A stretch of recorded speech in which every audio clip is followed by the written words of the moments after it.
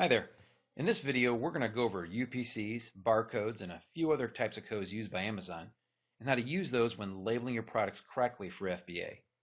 The purpose of this lesson is to explain the definitions of and differences between the following types of codes: barcodes, UPCs, ASINs, and FNSKUs. You've probably already heard of one or more of those codes used over the past couple of weeks, but you might not have known what they stood for, nor why they're important to you. By the end of this lesson, that should change though. In addition, we're going to show you the easiest way to have your products labeled correctly when sending them to FBA. First one I'll go over is the barcode. And a barcode is simply a way to represent any number in the form of vertical lines of varying thickness. And this code can be scanned in and read using an optical scanner, just like the one at the grocery store. Sometimes people do confuse the term barcode with either UPC or FNSKU, and those are both covered later. But in reality, a barcode can represent either one of those, and actually any type of number. The next we'll go over is UPC. And UPC stands for Universal Product Code, and it's a unique 12-digit number with a barcode that is used to identify any products that are used in trade. Right here is an example of a UPC with its barcode, and that's actually for one of the olive oil sprayers that Matt showed in an earlier video. Most products listed on Amazon do require a UPC code in order to be entered into their system. There are some exceptions to this, but for our purposes, we're always going to use a UPC code. Now the ASIN, that stands for Amazon Standard Identification Number, and every product within each Amazon market has to have one. Now these used to be unique across all different markets, the Amazon.com, Amazon UK, Canada, etc., but those markets have grown so much that one ASIN in one market might be used for a completely different product in another market. There's an example right there. Again, that's for the olive oil sprayer. And you'll see this code in a couple different places. One of them will be in the URL for your product. So if you click on your product, you look up in your browser, you'll see that code in the URL. And also when you look in your inventory screens, you can see the ASIN code there also. The next code is the FNSKU. And it's a unique identifier used by the Amazon fulfillment centers to identify each product they have. Now, it can also be represented with a barcode so that it can be scanned in at the warehouses. And right there, you'll see an example of an FNSKU sticker. It has the barcode, it has the number, and then it also has an abbreviated version of the name of the product that you're selling. Now, when you're labeling your products for shipment to FBA, the FNSKU label or sticker has to be placed onto your product. Now, let's go over the FBA labeling requirements because this is sometimes an area of a little bit of concern and confusion for people. In order to use Amazon's FBA service, which we definitely recommend that you do because you will get higher rankings and more sales because of it, your products will need to be labeled appropriately. Now, there are a few different variables involved. The labeling requirements can vary by category, and also the labels can be applied by yourself or by Amazon. But since there are a couple different variables there, we recommend the following strategy that'll make sure you have no issues at all. And so the first step is to incorporate your UPC into the design of your product's packaging. Now, not all products require this. A lot of them do, a lot of them don't, but more and more are being added over time. So it kind of makes sense to go ahead, take that step now, and when you're designing the packaging for your product, just have your designer put your UPC barcode onto the package so that it's always there. Secondly, after you've done that, when you're ready to ship your products to FBA, elect to use Amazon's label service in order to have them print and apply the necessary FNSKU sticker on your product also. Now, this may seem a bit like overkill, but using Amazon's labeling service is only 20 cents per item, and it ensures that you're not going to have any problems at all when using Amazon's FBA service. And later on, once you've been selling for a while and you understand your product categories and the requirements better, you can always contact Amazon to verify exactly whether or not you need the UPC code or whether or not you want them or yourself to apply the FNSKU sticker and make any changes that you want. But we highly recommend using this process for your first product to make sure you have no problems at all.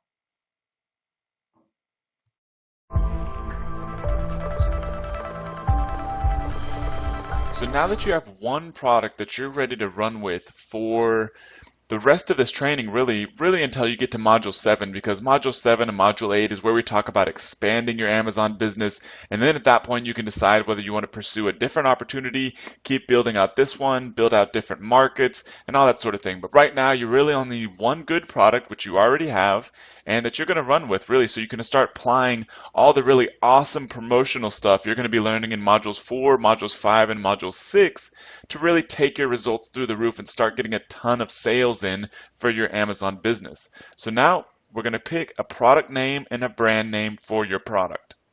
So choosing a brand name is what we're going to start with because it's kind of the bigger picture, I guess.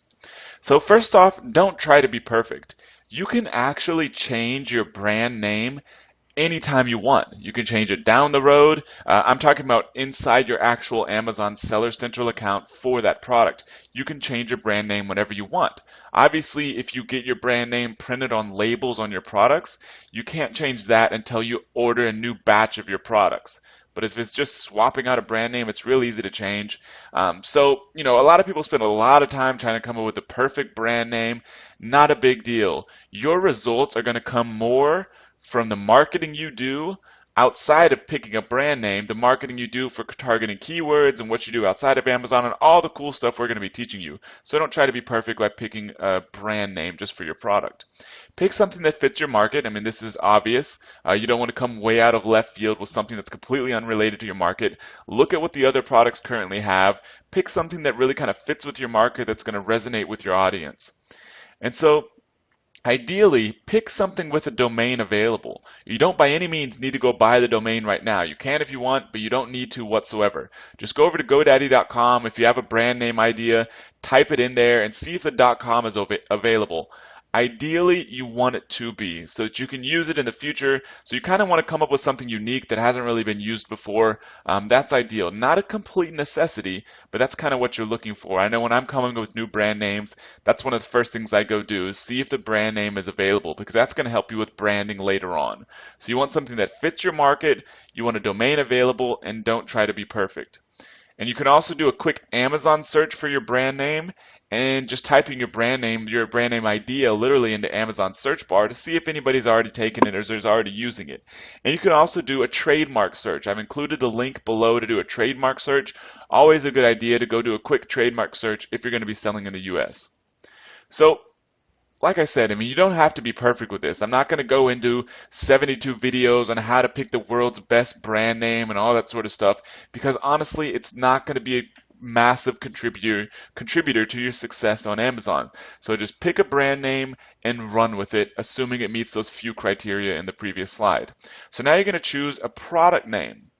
This is actually going to show up on your product label and packaging. That's the main place you'll see this, is whenever you're getting your product label and packaging design, your product name is likely going to be on there so people know exactly what it is.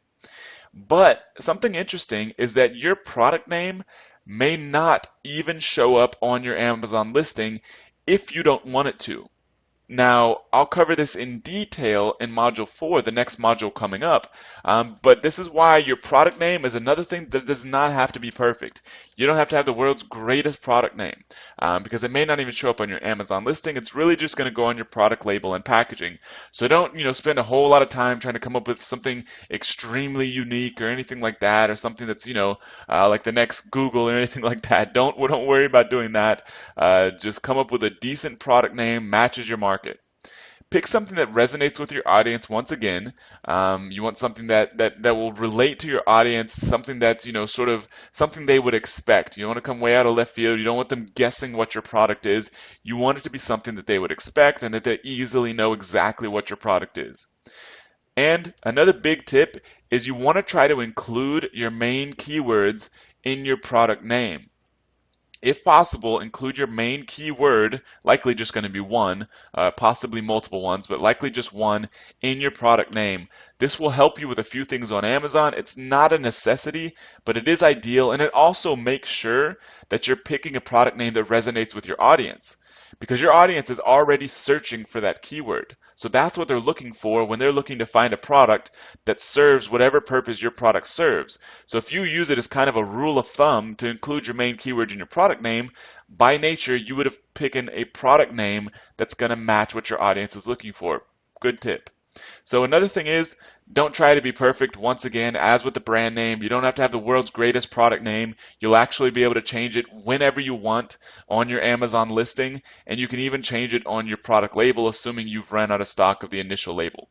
So either way, not a huge deal. Pick something that resonates with your audience, something simple, something that includes your main keyword, and get moving. So quick action time. For your one product that you're going to roll with, come up with a brand name using the tips in this video. Then come up with your product name using the tips in this video.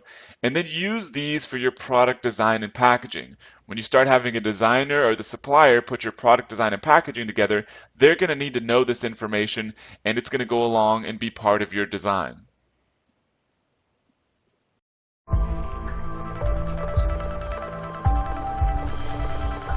So now that you've gathered suppliers for each of your 3 main product opportunities, it's time to start contacting them. Remember, right now we're still getting you in the game. You've set up your Seller Central account, you've found a product or multiple products, and now you're contacting suppliers. Once you do this, and once you pick your product and go with it and get your inventory on the way to Amazon, then it's time to apply all the awesome stuff we're going to be teaching you in Module 4 and Module 5 about how to start getting tons of sales for your product. So here we go, contacting suppliers. Supplier contacting tips, what you want to learn when you contact a supplier, how to get set up with a supplier, and action time. So supplier contacting tips. First off, you can use email to contact suppliers, but contacting by phone is best to build a relationship with them.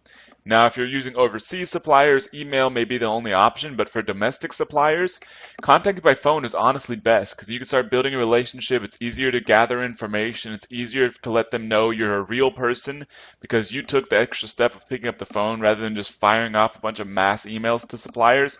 They know you're a more serious person. So yeah, email can be used, but phone is best when available.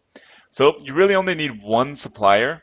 You have multiple supplier options, and you're going to be contacting multiple suppliers, but don't get overwhelmed. You really only need one good supplier. If you find one good supplier, everything seems to be perfect. Just feel free to run with that. I mean, it's really all about getting started because you can always switch suppliers later, assuming they all have the same kind of product. But having multiple supplier options is ideal no matter what phase of this business you're in. So, big thing is to come across as professional. If you haven't done this thing before, it may seem a little awkward and that sort of thing, but you still want to come across as professional. You're a professional entrepreneur. You know what you're doing. You're going through this training course. These are just people on the other end of the phone that are dealing with other people all day long. These suppliers really need your business. You're their customer. Feel free to let them know that you're a professional entrepreneur. You just want to order their products and do business with them. That's it. Even if you've never done this before, make sure you come across as a professional. So what you want to learn when you contact a supplier. First off, do they have or can they get the product you want? You found a specific product on Amazon, a product opportunity that you want to pursue. You want to find out and make sure, even though you found the supplier because you were looking for suppliers that meet that product opportunity, you want to first call them and find out to make sure that they have the type of product you're looking for. Or if they can get it. If they don't have it and they can't get it, you may ask them if they know anybody else that do. But first off, find out if they can get the product or if they already have it. Then ask, are they able to label your product with your own brand? If it's a company that just makes their own brand and doesn't private label for anybody else, then not really worth your time. So you want to find out and make sure that they're able to put your own label on the product or your own packaging with the product. Then you want to find out, how does the private custom labeling process work with them? It's going to be a little bit different with each brand. You just want to, or with each supplier, so you want to ask them how that process works with them. Also, what are the price tiers for ordering the product? This is a big and a very important question to ask. They may want you to sign up with them first as a supplier before they give you a price sheet, but you still want to find out as soon as possible, what are the price tiers for ordering the products? Meaning, if you're ordering X quantity, what's the price? If you order more than that quantity, what's the price? You sort of want to find those things out as soon as possible because that's going to let you know whether it's a good supplier worth pursuing. And then you don't want to come right out of the gate asking, what's the minimum order quantity? Minimum order quantity means the smallest amount of inventory you can order to to even work with that supplier. You don't want to ask that right out of the gate because then they'll think you're a small player. They'll think, oh, this person's just trying to order the minimum. You don't want them to feel that way because that's not true. You're somebody, yeah, you're just getting started like anybody else. Tell them you're testing them out. That's a good way to put them on their toes, is you're testing them out as a supplier to see if they're good enough for you. You obviously want to be nice and professional, don't necessarily want to say it like that, but that's the sort of presence you want to come across with. So ask them what their price tiers are. Do they have a price sheet? You want to let them know that you're going to plan on ramping this business up very, very fast, ordering more and more of this product, and you want to know what your pricing is going to be. And through all this, you'll discover what the minimum order quantity is. So then also ask them what's the estimated time until the product is ready to ship. Meaning if you send them your custom labeling or if they do their own custom labeling, how long is it going to be before the product is ready to ship? And then ask them if there's any way to speed that process up. Some suppliers, it may only be a couple days. Some suppliers, it may take a couple weeks for the products to be ready. Any longer than that, you should probably start pursuing other products because it's not like you're doing a custom product here. Custom products can take, up to 8 weeks or even longer. But just putting your label on an existing product that they already have shouldn't take more than a couple weeks, max. Ideally, it takes, a week or so, but I tend to really push these suppliers, but a couple weeks max is really all it should take, which is perfectly fine because, as far as following the Amazing Selling Machine training, is because next week you're going to be learning all about how to optimize your Amazon product listing, and you can do all that while you're waiting for inventory, so don't worry too much about that. So yeah, you want to ask them what the estimated time is until the product is ready to ship. And then lastly, you want to ask them how you get set up to start buying products from them. So here's how to get set up with a supplier. First off, ask them the setup process. You'll likely need to fill out some different forms with them. It's pretty standard supplier stuff. And then, they may ask you with a reseller license. Jason and I have never actually had to get a reseller license. You shouldn't need to either. Even if they ask you for one, you can either tell them you just don't have one, or there'll likely just be a form with some more information on it. You just fill out your own information. Obviously, you don't want to fabricate or lie about anything, but fill out the form, send the form back to them, and just leave anything blank that says anything about a reseller license, and you should be fine. I've done this multiple times. It's never been a problem, so don't worry too much about it if they ask you for something like that. So then you're obviously going to want to figure out your payment method. Are you going to pay with a credit card, with a debit card, or any other method? Most suppliers are likely not going to take something like PayPal, so credit card or debit card is generally going to be the best way. Possibly a check, possibly a wire transfer. You're kind of going to need to figure that out with the supplier, and you're likely going to have to pay ahead of time. Most likely, suppliers, when you're first getting set up, are not going to take like a net 30 payment. So then you're going to need to figure out the product and packaging design specifications, unless they'll do that for you. Some companies that do private labeling for generic products, they'll do the design for you. So you can basically just tell them what you want on there, and they'll put it on there. But if they don't do that, you're going to want to make sure you get the product and packaging design specifications so you can send those off to a designer, which is covered in another video. So you just want to get the specifications. What file type, what image file type, what size of image, do they have a template? Ideally, you want to get a template and or examples of other design files, other graphic design files for that product. That's what you really want. If they don't have it, just ask them all the other information you'll need to design packaging or labels for the product. Then go ahead and get the design done and send those design files in the format necessary back to the supplier. They'll tell you about what all that is, but you're getting the design done and sending it to the supplier. Then just wait for the supplier to prepare the product. You've ordered the product, you've sent the design files, now you're just waiting for the supplier to actually prepare the product for shipment. And the final step is to send the supplier the FBA shipment items, covered in another video, but basically you're just sending the supplier a packing slip to go inside the box and a shipping label to go on the outside of the box so that they can send your units off to FBA. And so that they're not doing any fulfillment, you're not having to get anybody else to do any fulfillment, and it'll all be very, very easy, and we'll give you instructions on exactly what to tell the supplier for that. So here's action time. Go ahead, start contacting the suppliers in your list. Phone is best, but you can also use email. It'll feel a little awkward the first time. This is perfectly normal. Anytime you do something new, it feels a little awkward because you don't know the right words to say. You don't know the best way to go about things. They may ask you questions you don't know the answer to. No problem. This is all perfectly normal. Don't worry about it. Just go ahead and get started. So write down the information you gather for each supplier. Write down all the information that I told you to ask in this video. You may want to pause this video, go back, make sure you have all that information. You go ahead and write that information down for each supplier so you're able to compare suppliers versus each other and also suppliers so you can gather that information and compare it for different product opportunities so you can really pick the best product opportunity for you to run with in these next modules.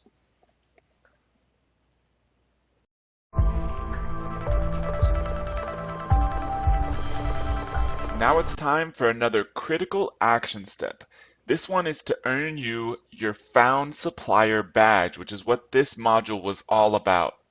So where does this badge show up? If you don't know by now, it shows up in your forum profile, and people will be able to click on it, see what the badge is about, and lets everyone know the progress you're making with your real Amazon business. So why this badge is important, the Found Supplier badge. It shows you've crossed the final hurdle to launching your product. What you're going to learn after you've found your supplier, which is what this badge is about, once you get some inventory in, then it's really time to take your results through the roof. In Module 4, we're going to go into detail how to optimize your product listing and all that sort of fun stuff. Then Module 5 is where the rubber meets the road. It's time to kick things into high gear and apply all the awesome and proprietary marketing stuff that Jason and I have learned about launching our own Amazon businesses and products that is really not available anywhere else and is a big reason why people are here in this membership. So this last hurdle, you've set up your Seller Central account, you've found some product opportunities, now you've found a supplier. You're 90% of the way there. All you have to do now is just order your products, and all of a sudden you have some inventory in stock, and then you can start applying all the marketing stuff and start really running and building and growing this amazing business. So it also signifies the third major milestone of this business. First one was setting up your Seller Central account. Second one was finding a product opportunity, or actually 3 product opportunities, or 15 to 20, but you pick 3. And the third major milestone is finding a supplier for your main product, or at least one of your products. And it also shows that you're about to launch your real business. You've crossed the major hurdles. You've achieved the major milestones. Now you're just getting ready to launch your real business and really change your life.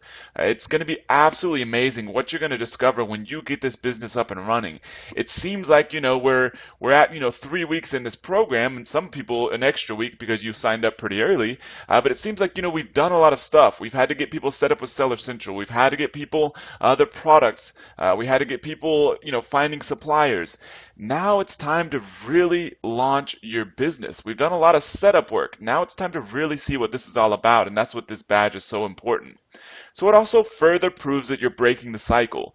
You're really breaking the cycle now because you're no longer just taking in information and not taking action. If you've gotten this far, you've taken a ton of action, and this is really getting ingrained in your own psychology and the way you go about learning and building businesses, which is really going to affect you in your personal life and financial life for the rest of your life while you're in business anyways.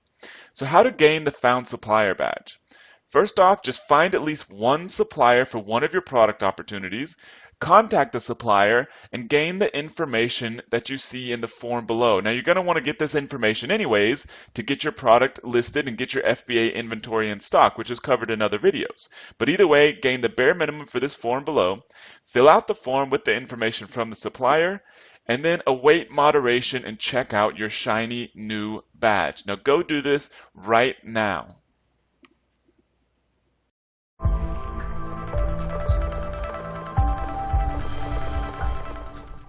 In this video, I'm going to cover how I personally use Alibaba to source products to sell on Amazon.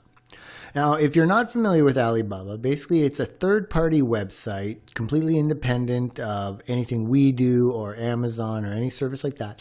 But it's a directory that allows for product vendors to be, and manufacturers and suppliers to be able to interact and get in contact with people that are interested in selling their products. It's a huge database, and this site itself has been around for quite some time. Now, there are people that do feel a little ambivalent about using a service like Alibaba because it deals with a lot of foreign countries such as China and other countries like that, where people feel a little intimidated to start doing business with them. But I can assure you that Alibaba is a fantastic resource. They have a lot of checks and balances in place to make sure that all their suppliers are verified. Now, with that being said, I won't hit on this long, but just so you know, it is up to you to have due diligence in place. And essentially what that means is at the end of the day, you are responsible for your own business. So you need to ensure that you are doing the checks and balances needed to ensure that you're working with reputable companies and that you know how things work. And with that being said, what I recommend you do before you do anything else on Alibaba is you go to their help section, and then I recommend you go to safety and security area. And you just want to go through and understand and make sure that any of your concerns are addressed. You can enter in a question here, or you can simply just look through things. And you can see even in their popular tips, how do I know if a supplier is reliable, signs of online scams, be cautious of gold suppliers. All these different things are really important information to familiarize yourself with. Now, there's also just the main home help section, which also has a lot of great information. But above anything else, make sure you've just gone through the safety and security area and just got answers to any of the questions that are concerning you. Because I truly endorse Alibaba.com, but there might be things that you're a little ambivalent about, and I promise you they probably have an answer for you. And if you follow the advice I give you for using this service, you shouldn't have any issues. So when you're getting started with Alibaba, you're obviously going to go to Alibaba.com. You're going to need to create an account. And by creating an account, that will allow you to get in contact with their suppliers. Now, there's different ways to start using Alibaba. Essentially, all I do is I just go to advanced search. You don't even have to go there. I just do. I only select products, and then I don't pick anything else except exact match. And then I enter my keyword. So in this example, we're going to stick with the silicone spatula example that we've used a few times. And then I click search. Now, that other criteria you saw in there, countries and everything, I don't worry about that initially. I want to see as many product suppliers as possible. So now you can see I've got over 8,000 products and 450 suppliers. What I want to do now is I want to start sorting these by these criteria here. Now, what you can do, and you notice there's region, country, and then sort by, and you've got gold supplier, on-site checked, assessed supplier, and escrow.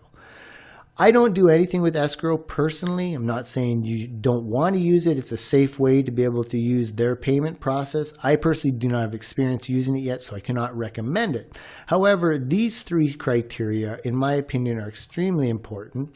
And what they do is they help to ensure that the company you're dealing with through Alibaba is more than likely a pretty reputable company. Now, what you can do is when you click on them, you'll see these icons show up here, and then you can click on those icons. You can see, for example, this is a gold supplier, meaning they've paid a membership to Alibaba, who they're serious about doing business. And I like this part. They've been authenticated and verified by a reputable third-party security service provider. You've also got this thing where it's the supplier assessment. This is an on-site check. This is new by Alibaba. And basically what it does is they've verified that the contact information is true and they've actually contacted the manufacturer or the business. Then you also have this one, which is the supplier assessment, which really, in my opinion, is a huge one. It provides you knowledge to source with confidence because it contains an assessment made by one of our third-party inspection companies and are available for download. So as you can see here, for this company here, I can download these assessments. And this really, in my opinion, is really powerful if you have any hesitations, because it's really, they've gone through the paces to ensure that they're verified. And if they've gone through those extra steps, you pretty much can be feeling pretty safe that they're a good company to work with. Now, there's other things that are really important to understand here too. And this comes down to understanding the product and the type of situations that that product, that you might be held accountable for. Now, for example, anything to do with cooking and spatulas, I'm personally going to want to make sure that it's FDA certified if I'm selling it in the States.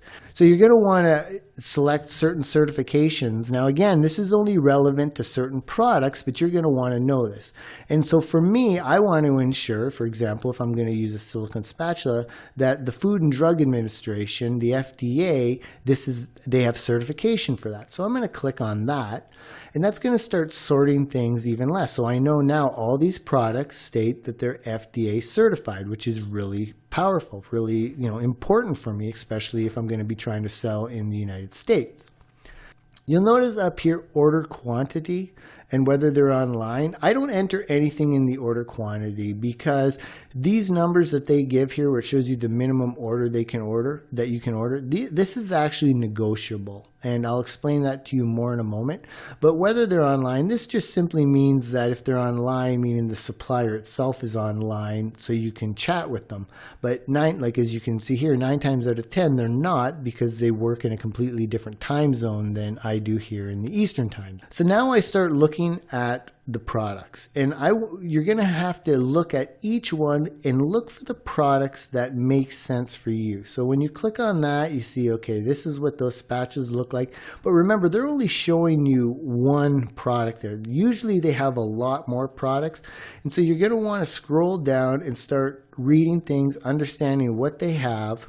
You're going to want to go through the quick details, and you're going to want to make sure, again, that you've done a little bit of homework. For example, if you're just looking for spatulas, ensure that you've gone to Amazon and you've looked at what the other products are. This sometimes helps to look at their negative reviews too, to understand if there's anything. For example, they might say, oh, it's not dishwasher safe. And you can see here quick details. Well, yes, this is in fact dishwasher safe. It's high heat resistance. So it's good to know the features that you're actually looking for. You're going to want to then click on contact details. And you can see how you can contact this supplier. But what I like to do is I like to look at the company contact information and look to see if they have their own website. I'll then just visit the website, look around, and try to get a good feel to see if this is actually a real company. But the other thing is, you can see here, you get to see all their different products that they have available. And by looking at these, you might come up with better ideas than your initial product idea. You'll notice that if they don't have a website, they might just have a website on Alibaba, which is basically just an Alibaba page where they show you some extra information. What you can also do as well is on the initial product page here, you'll see here where it shows online showroom. So you can click there and look at all the different products that they have as well. So you can see this company has loads and loads of products, but we're going to look here, silicone spatula, and you can see all the different types of silicone spatulas that they have. So once you look at a company, and if it looks like a good company, that potentially a good one to use, what I do is I don't start contacting yet. I actually click on the compare. And I make sure that every one I look at, you can click it here and it always opens in a new window, which is good. And I go through that process for all of them. I make sure that everything looks good. I feel comfortable with it. It looks like a solid option. And then I'll go back, and if I like it, I'll click compare. So I'll go through and I'll look at, as many as I can until I get a good solid list. And you don't want to cut yourself short on here if you're really serious about moving forward with a specific product. You're going to want to go through and get as many as possible, because some of them are going to not respond. Some of them will not work with you on prices or work with you on minimum order quantities. So the more you can contact, the better. But you obviously don't want to be wasting anybody's time by not doing your initial checking to ensure that they actually have products that you want to sell. So I'm just going to compare a few of them here. Click this compare. And so then once you have 20 picked, and I don't know if you've noticed that, but when I click on that, you can see you can select up to 20 to compare. I'll then click on this little compare button that comes up. So for example, when I click on one of these, You'll see it says now compare. If you click on that, a new page is going to come up that's going to allow you to look at them. So what I start doing, I want to now compare prices and look at ones that look really, really good. Now you can select all and then contact supplier here if you want. But I like to just double check things, and I want to make sure price-wise things are looking good. And in my opinion, the $1 to $1.50, $1 to $2, those are all solid prices. And you're going to want to get as many quotes as you possibly can. So if everything looks good here and you're ready to move forward and you think everything is solid, then what you're going to do is you're going to click Contact Supplier. So as you can see, I can now contact them all through one email. Now this is where it's really important that you're very clear and concise. Now remember, if they're selling, if you're looking for a product that's only $1.50, don't bother asking for 10 minimum order when they're telling you that it needs to be 4,000. Try to be realistic here and look at things. For example, if they're giving you 4,000 as a minimum order quantity, perhaps you could get 500. Don't try to go too low, because they won't even respond to you. They'll take you as someone who's not serious. So you definitely want to ensure that when you're communicating with them, you're communicating with them not all as one message to everyone, but to everyone getting the message that they specifically need. So what I mean, for example, is I would not just now send a message to all of these people if my request was to try to get much less than what their minimum inventory is. What I would do instead is contact them each individually. And the reason for that is, for example, this person here, you can see a great price, 49 cents. They might be super cheap, 5,000 pieces. Well, if I can get it for 49 cents, but they might sell me the initial for of 1,000 pieces, that's only $490 compared to twice as much with these others. So I'm going to want to contact them individually, and I recommend that when you contact them, you actually look at their information, be educated on what they offer, and craft up an email according to that. So for this, I would make an email something that is, hello, my name is Jason Katzenbach, and I'm contacting you on behalf of my company. We are selling on Amazon.com, and we are looking at expanding our product set to include your spatulas. We do, however, have a concern with starting with 5,000 pieces. We are very aggressive wanting to move forward. However, we would like to see if you would be willing to work with us to start at a lower piece count, say of 1,000 units initially. Please contact us at your earliest convenience, and we will check back often. Looking forward to hearing from you, Jason Katzenbach. Now, that's just an example email that I actually just took off the top of my head, but it's pretty much in line with what I would send. And the whole idea here, again, is sound professional. Make sure you're representing yourself well, spell check things, proper capitalization, all those kind of things, and speak exactly to them what they want, what you need from them. Now, another important thing to note here, however, is that when working with Alibaba, I found that two things happen. Number one is you have to contact them more than once sometimes. I've sat there and I've contacted them and waited and nothing happened.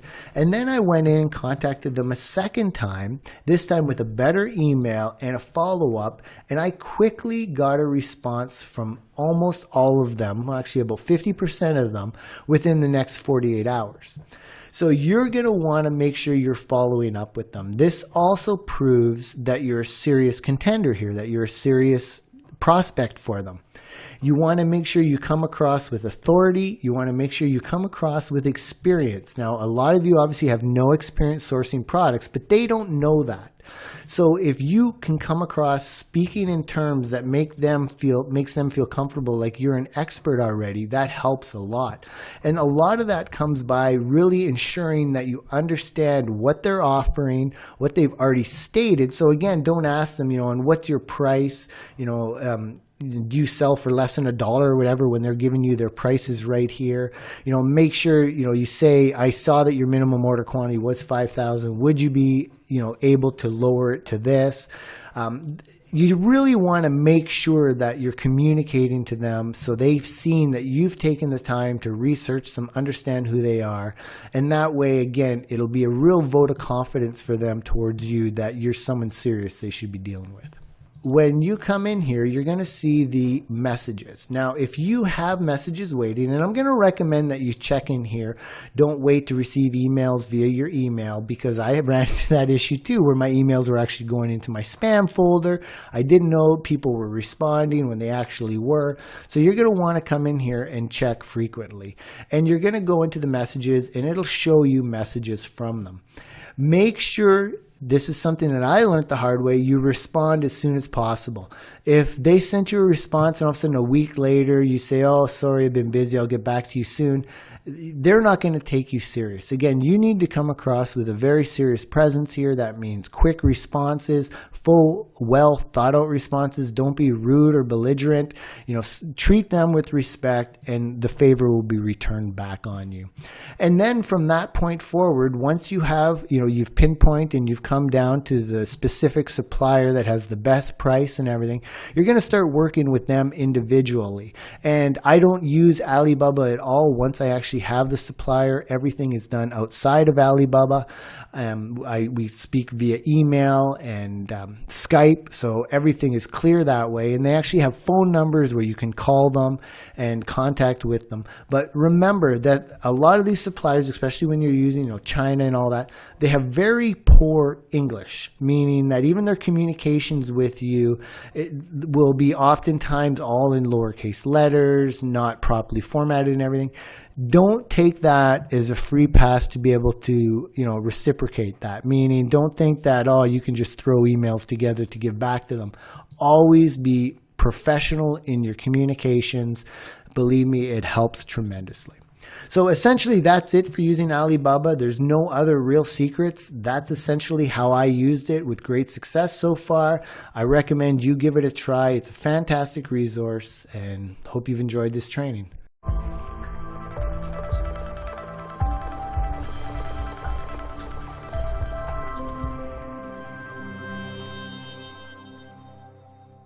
So now that you've identified 3 product opportunities, it's time to find suppliers for those products. Now this doesn't have to be difficult. It's really just a matter of literally doing a Google search, and I'm going to walk you through exactly how to do that. One thing to keep in mind is that suppliers are notoriously bad at marketing. So while if you're, just a consumer searching for something on Google, you may never dig past the first page. But if you want to find great suppliers, sometimes you may have to dig 2, 3, 4 pages deep, and to find those really good suppliers that you're going to work with for a long time. So now it's time to teach you the easiest way to find suppliers for just about any product you find on Amazon, just called the Google search method. So here's what it is. You can find 99% of suppliers by just searching on Google. No need to dig through outdated supplier directories. Believe me, I've wasted a bunch of time there. I've been to trade shows, all kinds of things. Searching on Google is by far the easiest and the fastest way to find suppliers for just about any product out there. You could save tons of time also by learning a few Google search tricks. Now, most of us as consumers just go on Google and just type in a keyword and we see what pops up. If we don't like what it pops up, we start modifying our searches and keep to refine our results based off of different keywords. But if you're not familiar with this, there are a few tricks you can use that'll help you a ton in searching for suppliers on Google. So here they are. First one is searching for exact phrases in Google. Put quotation marks around keywords. All you're doing is literally putting quotation marks around whatever keyword it is that you're searching for. This will pull up sites with that exact phrase in it, versus if you just put in a generic keyword with no quotes, especially if it's multiple words, the results can kind of be all over the place. So an example of this is if you search for blue aluminum widgets inside of quotes, that's going to miss pages that refer to blue plastic widgets. The good thing about this is if you're specifically looking for blue aluminum widgets, you're going to exclude all the blue plastic widget stuff, which is great. It's going to help your searching for suppliers be a lot faster and be a lot more targeted towards exactly what you're looking for. Now I'm going to walk you through examples, a live example of how all this is going to work. So don't worry too much if you're not quite understanding this. Depending on your experience, you're going to see exactly how this is done. So the second Google search trick is use the 3 main supplier search phrases. The first one is the product keyword and then the keyword private label. So for example, if your main product keyword that you found in your product opportunities database is blue widget, that's the product you want to find how to source, that's the product you want to find a supplier for, all you do is search in Google for blue widget and then the keyword private label. That's not going to just find you blue widgets selling retail, it's now going to find you private label suppliers. The second one is the product keyword, then supplier. So then you'd search on Google for blue widget, then supplier. And in case you haven't noticed, the keywords on the right, they do not include the brackets. Brackets just to let you know that that's where the product keyword plugs in. You don't actually put in brackets when you're searching on Google. You just put in the keyword and then the modifier, which, it's private label, then supplier, then the third one is wholesale. So the third supplier search phrase is product keyword, then wholesale. For example, if your product is blue widget, you'd search for blue widget wholesale. A tip for this is you're going to kind of want to play around with this to see what pops up because suppliers are not that good at getting themselves found in Google. So you may want to try putting the product keyword in quotation marks to get that exact phrase. So you put the product keyword in quotation marks and then private label and then supplier and then wholesale. That'll get you different results than if you don't put it in quotes. So you're kind of combining these multiple tricks. So the third trick is exclude sites that clutter up results. This is extremely important. So you can use a modifier such as you include just the minus sign and then site : whatever the website is .com to exclude a site from search results. Now below this video, I'm going to provide you an extremely easy way to do this. So don't worry if this is a little confusing. This is a little more advanced. So an example is this is your actual search phrase you're looking for on Google. Blue widget supplier minus site : facebook.com. What that's going to pull up is all the blue widget supplier results, just results that show up for that keyword, excluding any facebook.com listings, which is actually one of the ones you'll want to include when you're searching for suppliers, because sometimes you'll get weird Facebook listings that show up. You're not going to find any suppliers by searching on Facebook. That's just going to be a waste of your time. So I'm going to include below this video a bunch of other sites you want to exclude just to really speed up your finding suppliers process. So these are the 3 tricks you really want to pay attention to and you want to use to your advantage to speed up the process of finding suppliers. So another tip is if you only want local suppliers, include this in your Google search. Minus site : Alibaba.com, minus site : AliExpress.com, minus site : DHgate.com. Once again, this will all be below the video, but these, we're including specific training on how to find suppliers using sites like Alibaba.com, which are great for finding suppliers. It's just a different sort of animal when you start sourcing products overseas. But depending on the product you're selling, you may want to go overseas. We'll include more about that in another video, but for right now, it's ideal to find a domestic supplier first, but it's not a necessity by any means. But if you want to, this can kind of help excluding those international supplying sites from your searches just for when you're getting started. So here's what we're going to do right now. Open up your product opportunity spreadsheet from Module 2. You should have 15 to 20 product opportunities and 3 of your top ones that you pulled out. So you're going to pick one of your 3 top product opportunities right now, and then you're going to follow along as I search for a supplier using the Google search method, and we're going to go do that right now. So as you can see, I have my Amazon potential opportunities spreadsheet pulled up, and here are the 3 product opportunities I have highlighted. So these are the 3 ones that I'm going to search for. So I'm just going to pick the first one, olive oil sprayer. So the first thing you're going to want to do is go over to the URL you pulled, and I'm just going to right click, open a new tab. You could just click and open it either way, but you're just going to go ahead and open that so you have this open. So this is the Misto Gourmet Olive Oil Sprayer. And by the way, this thing is still crushing it, number 16 in kitchen and dining. So just one out of the millions of products on Amazon. So the main keyword we want to start looking for is olive oil sprayer. So that's what I'm going to start looking for suppliers using those search phrases. So I'm just going to go over to google.com. This is Chrome, so I should have just could have just typed it in there, but just to make it very straightforward, google.com, they have some crazy logo like usual here, but either way, olive oil sprayer, and then I'm going to include private label. Let's see what pops up. So as you can see, I've already been kind of looking around at these things. First off, you'll notice that there's an Amazon listing. I'm not buying it wholesale from Amazon. There's this site. We could check that out in a minute. Then there's, privatelabeltrader.com. That could be okay. Alibaba.com. Fine Italian Food. So this is actually selling actual olive oil. So these are just a few other things that you see popping up here. Now we could just start digging through pages, but the thing is we want to be as efficient as possible. So I'm going to go ahead and modify this search phrase to first off put this in quotes. I don't really want to be seeing sites where I can buy, the actual food item of olive oil. I have no interest in doing that. So I'm going to put that in quotes. And then I'm also going to, you'll see this below the video, but I just have it in a text document, all these sites I want to exclude. So you can copy them from below this video, or I'm just going to plug them in here because I already have them in a text document. So all I'm doing is I'm excluding Alibaba.com for now. We're going to cover that in another video, but for now I'd recommend excluding it. Excluding Alibaba.com, excluding Facebook, excluding Nextag, excluding Blogspot.com. There's a lot of little sort of spammy sites thrown up with Blogspot.com that are not going to find you reputable suppliers. Excluding Define.com. All that is a site that pulls a bunch of data from other sites, and it's not really a supplier resource in and of itself.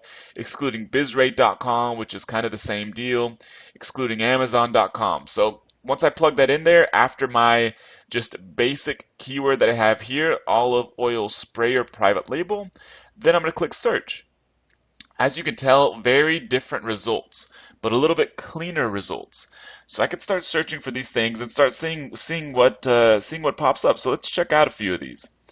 So I'm just going to pull up the first three and we'll keep going. See, as you can see, there's multiple sites here, allproducts.com, lots of allproducts.com. So if you end up finding out, for example, like allproducts.com is not what you want, then all you have to do is go over here, click minus site allproducts.com, and then press enter, and then all of a sudden there's no allproducts.com. So just a tip you can use as we go along. So I'm just going to go ahead and see what pops up here. So I open this one site, Shop at Home Shopping Network, not the best site I've ever seen. Amazon's price, so this looks like an Amazon affiliate site. Not something good, so we're going to go ahead and close this. Not something you want. So here's another site. It's oliveoil.deskmarketing.com. Probably not another reputable site. This is another Amazon affiliate site. So we're going to close that. And then we're going to keep looking. Allproducts.com, it's a big database of products and suppliers. Stainless steel olive oil sprayer, that may be what I'm looking for, so this could be a potential resource. So we're going to scroll down, could keep looking through these, but we'll see what this is here. So send inquiry, this could be an option. So whenever you find something that could be an option, what you're going to do is just go over to your spreadsheet. And depending on what you're using, Microsoft Excel, you can use it in a whole nother spreadsheet. You can put this in a Word document, do whatever you want. But I'm just using Google Docs still. So all I'm going to do is add a new spreadsheet here. So once I have my new spreadsheet, all I'm going to do is, just to keep things clean, I'm just going to rename this olive oil sprayer. And then I'm going to put here, this is the olive oil sprayer suppliers, so olive oil sprayer suppliers. And we'll put potential suppliers. And we'll go ahead and put that there. And then, so here we go. Supplier website. That's all you really need to put in there for right now. You'll learn in the future videos how exactly you want to go about contacting suppliers, evaluating suppliers, and so forth.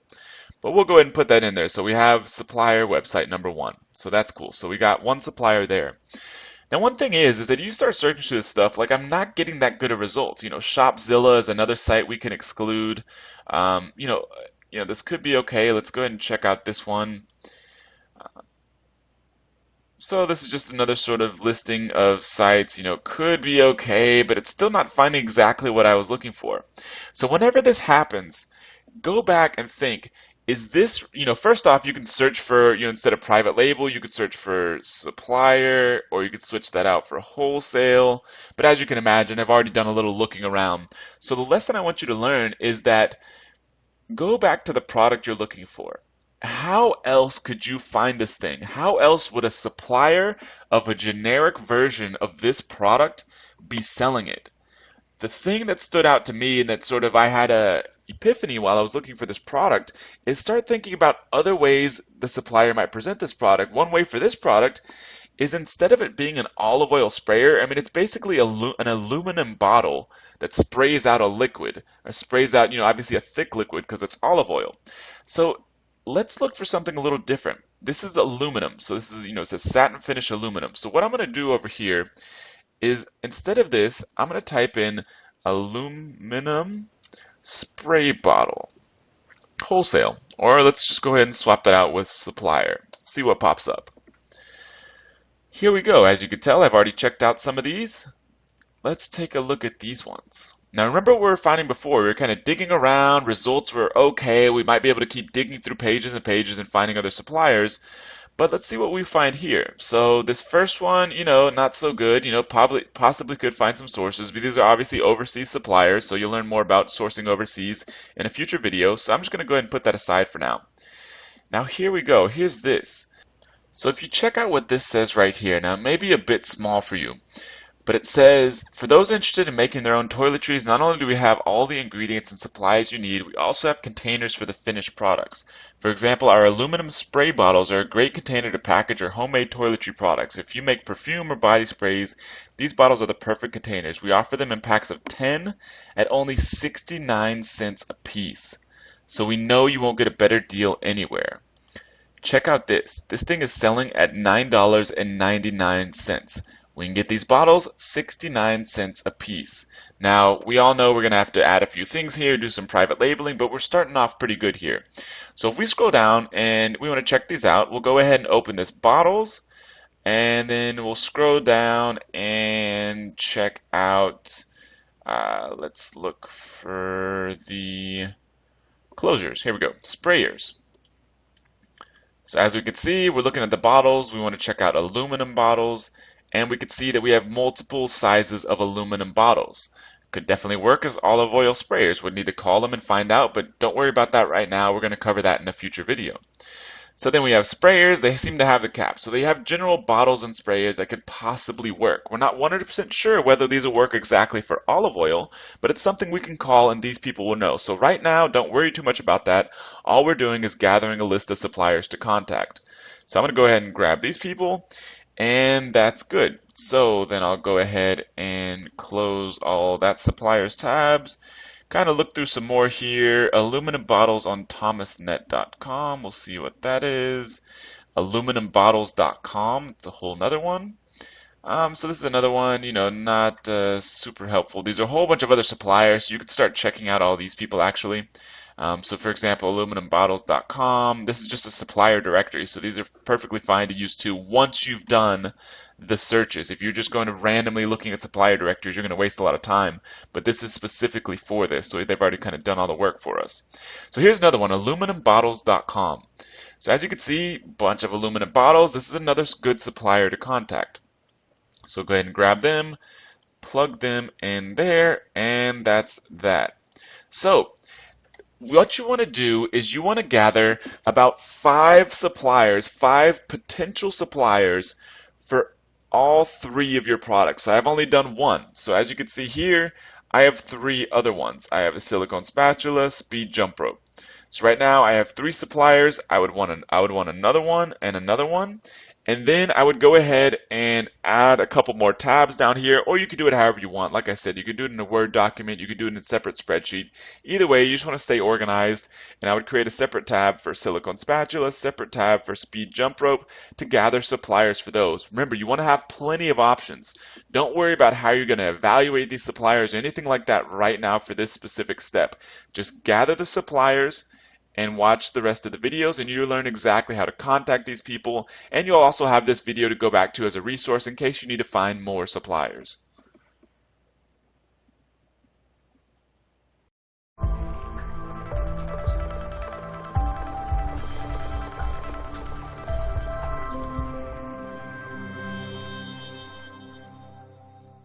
So now you've done your supplier research and data gathering. So you have all the available information you really need to make a decision on which one product you want to run with.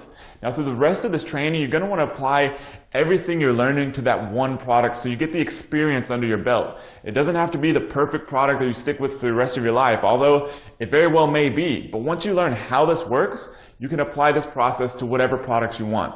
So a few ways you can pick which product to stick with if you have multiple opportunities. For example, if all three of them look good, first thing is the margins you can make, obviously the amount of money you can make. So if you find out that like one product you can make 50%, another one you can make 80% per sale, maybe that's a better way to go. Second thing to think about is how big the opportunity is on Amazon. One has a bigger opportunity, everything else is equal, you obviously want to go with that one. Third thing to think about, which is really, you should have discovered this during your supplier research, is what sort of capital is needed to get into the product. One product may have a minimum order quantity by the best supplier you found, meaning the minimum number of units you have to order to even get in the game with that product may be too high for you to get started right now based off your existing cash flow and financial situation. Maybe a good product to pursue down the road, but right now it just doesn't make sense. So that's your third thing to consider. So like I said, you're really going to want to fully apply this, everything you learn in the rest of the training, to that one product, and then you can go back and apply it to whatever products you want. So next we're going to talk about everything that's involved with setting up that one product on Amazon for maximum sales. Then one thing to look forward to is in Module 5, you're really going to learn how to get some serious traffic and sales going to that product. Hey everybody, this is Matt Clark. I have with me Josh and Matt, who are two good friends of mine, and they are on this call because we're going to talk about a lot of questions people have been having about sourcing products overseas, which is actually a huge expertise of these guys. They've sold in multiple product lines. One of them, Josh, I'm not sure about Matt, but I know Josh has lived in Hong Kong twice. He is an American. I mean, but they both really know this business, this market, and they know how to source products overseas. So that's what we're going to be talking about. So I basically compiled a list of all the questions that people have been asking inside the Amazing Selling Machine membership, and sort of compressed them down into a few, list of about 10 or so topics that we're going to go through. Now, like I was just talking about before this call with Josh and Matt, some things, depending on what kind of product you're selling and those kind of things, it doesn't mean, just like with me selling on Amazon, haven't experienced every possible thing on the planet that comes with selling on Amazon. Like they haven't experienced every possible thing on the planet with sourcing overseas. But they obviously know enough to get products, make that business, and be extremely successful at it. So hopefully they'll be able to answer a lot of the questions that you all have and really give you some good information. So yeah, so I just want to welcome Josh and Matt to the call. So maybe if one of you wants to jump in, just tell a little bit about your sort of experience, background, and how you got started with sourcing products overseas rather than domestically. Yeah, I appreciate the intro. This is Josh. I got Matt with me as well, as you mentioned. Yeah, between the two of us, we have over probably close to a decade now of import-export experience. As you mentioned, I lived in Asia twice, spent time in Hong Kong, China, Thailand, Japan, Taiwan, some of that for fun, some of that for business. My background is actually in the consumer electronics space. I spent years going to consumer electronics trade shows over there, visiting factories in places like Shenzhen, Guangzhou, Dongguan, things like that. Between Matt and myself, as I mentioned, we've got probably about a dozen years of experience. We've been overseas well over 20 times to visit factories and go to trade shows. At this moment, we're actually in the houseware space, the gift and premium space, a bit in consumer electronics, in the plastic space. So yeah, I mean, we don't have experience with everything, but when it comes to the rules, the regulations, the logistics, the relationships with factories, we've got a pretty good grasp on what's going on. Awesome. So Matt, so one thing I don't even know for myself is sort of how do you all work together? Because we were talking about this before. I mean, I've talked to Josh a lot on the phone. I mean, but how exactly do you all sort of split duties and split skill sets in your businesses? Yeah, so Josh mainly deals with the factories from the point of when we find a product to developing the product to packaging, basically getting a finished product to us. Uh-huh. And managing the relationship with these factories. I mean, clearly dealing with China is not something you do, between 8 and 5 at a desk. It's they work different timetables, they speak different languages. There's a whole different culture of doing business over there that definitely takes someone with expertise in that field it's not just to jump in and do it. You definitely have to go in prepared to deal with some of the barriers when dealing with these factories.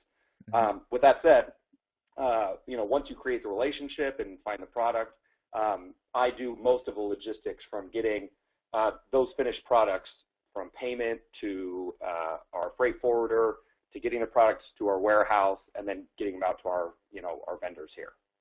Okay, cool. So yeah, that's awesome. So everyone should have a good idea of like where you all are coming from with this. I mean, obviously these guys, I've got them on the call because they definitely know what they're doing. So we'll go ahead and jump into a few of the topics that I have here. Now, these aren't in any really particular order, but we'll go ahead and talk about the first one. A lot of people had questions about dealing with customs.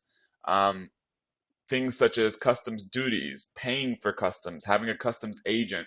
So maybe you all, Matt or Josh, either way, can sort of touch on how all that works and what people sort of need to know to really get in the game. I mean, we don't have to tell people, the extremely sort of down the road things they may or may not encounter, maybe that you guys deal with if you're ordering massive quantities or anything like that. But really the stuff to really help people get in the game as far as first topic being customs duties, payment, agents, and that sort of thing. Okay, so there's two big kind of factors involved in that. First of all, how are you shipping? If you're shipping by air versus freight on a boat, the rules are different, the players are different, the forms are different. Everything's different when you ship by air versus by boat. At some point, if you're moving any real quantity of anything that's bigger than a piece of paper, you're going to have a freight forwarder. I would recommend picking a freight forwarder in the United States. A lot of the times with suppliers, if you just deal with one, they'll just kind of push the process along and be like, oh, okay, well, we delivered the freight to the freight company. And you're like, well, who's the freight company? So picking someone in the United States that has contacts overseas, that you can work with them here on the state side to make sure they answer all your questions, to make sure you have a firm understanding of what category for import your product falls under. For instance, we're kind of smeared across the board in terms of our products. Each different category, the United States government looks at each different product category differently. So there's different taxes, there's different fees. At the end of the day, it all comes down to weight and size. But at the same time, you want somebody stateside who you can pick up the phone and call and who can address all those things so there's no surprises, in terms of the bill or in terms of delivery when your product does arrive. So, yeah, another thing just to kind of add on top of that is, one, when Matt says freight forwarder, hopefully the name it's pretty literal, but they're literally, especially if you have multiple factories, they're helping you consolidate your shipments, and they're the one arranging the space on the boat or wherever else it might be, or helping you with your container. So they're they're the in-between. These factories overseas don't really deal with that side of it, so they pass it off to a freight forwarder. And as Matt said, if they speak good English and they can answer your questions, understand our culture, it's definitely to your advantage. The other thing to be careful about in customs is, as Matt mentioned, each industry is different. There are rules and regulations where one thing to look into is, does your industry have certain approvals? Electronics has certain safety approvals. Plastics have certain approvals with the lead paints become an issue. If on your packaging you write that something has a certain approval or that it has a trademark, make sure it actually does have that stuff, because customs has no problem holding your goods, and if you're misrepresenting yourself or your factory claimed to have some approval and you don't have the number for that approval or anything like that, it could come back to bite you. So when it comes to finding out information about how the U.S. classifies different product categories and products, and then the thing you were just talking about, Josh, what is the best source of information, or how do people typically find that stuff out that haven't done this before? I would say it's working with a freight forwarder that you can call. Especially when we were first starting to import different product categories outside of our normal, our first couple of product categories, we knew the regulations, we knew what to look for. But as you slowly start to expand, the rules change. So, like I said, pick a good freight forwarder on the U.S. because you can call and ask them these questions. How much is it per cubic meter of goods you import in this category? And they can look up the codes and they can tell you how much it is, and you can verify how much you have coming, and you can kind of estimate what the taxes are going to be. Mm-hmm. For instance, one of the products we imported, the bill was like way out of proportion. I mean, it was like 3 or 4 times what we thought it was going to be. And then when we called the freight forwarder and asked what they classified it as, they classified it as like kind of an offshoot of what we thought the product was. Mm-hmm. Well, then when we reclassified it and drew up new documents, the bill came back down to like 20 or 30% of what it actually was. Hmm. So a lot of it is just kind of massaging what category you're in, making sure you know any potential red flags, like Josh said, certifications. For instance, if you're importing a supplement from China, there's definitely going to be FDA implications with that supplement. You definitely want to be careful with the FDA. Make sure that whatever you're bringing in has FDA approval. And that's just one example. If it needs it. Yeah. And then, a lot of times, a lot of the approvals maybe aren't by law. But as I said, make sure that if you say, like electronics has things like EL and UL approval, things that go in your mouth have FDA, things that have plastics have, whatever, let's say you claim it's BPA free, whatever it is, just make sure that when you're claiming things that it's actually true. And if the factory says, oh yes, we have this approval on the product, you say, hey, can you send me the documents of that, just so you have the number, and you make sure that everything is as you claim both on the packaging and to your consumer. So if somebody, they basically have found an opportunity on Amazon that I've taught them how to do different supplier research online, just based off of what I've sort of steered them to sourcing domestically at first, if they've never sold any physical products, because, as we all know, it's a little bit simpler and, it can be a little easier to get started. But some products these days, you almost have to go overseas to get any sort of decent price and that sort of stuff.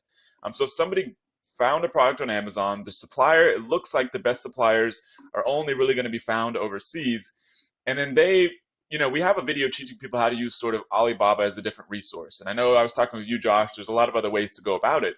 But you're saying if they find the product, no matter whether it's on Alibaba or on a different outsourcing site, they basically figure out that it's overseas. You all are saying that the next step they should probably do is contact a freight forwarder? I mean, if they're serious about importing from overseas, definitely at some point you're going to need a freight forwarder. I don't know if it's the next step, but I mean, like for example, when we start working with a factory, we'll air over certain quantity of units as a test, see what it is. So then at that point you can decide, maybe you can UPS, DHL, TNT, EMS. You can send them over that way, depending on how big it is. Yeah. But if you're getting into larger items, you're going to need a freight forwarder at some point. So yeah, I think probably the top 5 things you need to do out of the gate is find a good freight forwarder. Okay, yeah, so go ahead.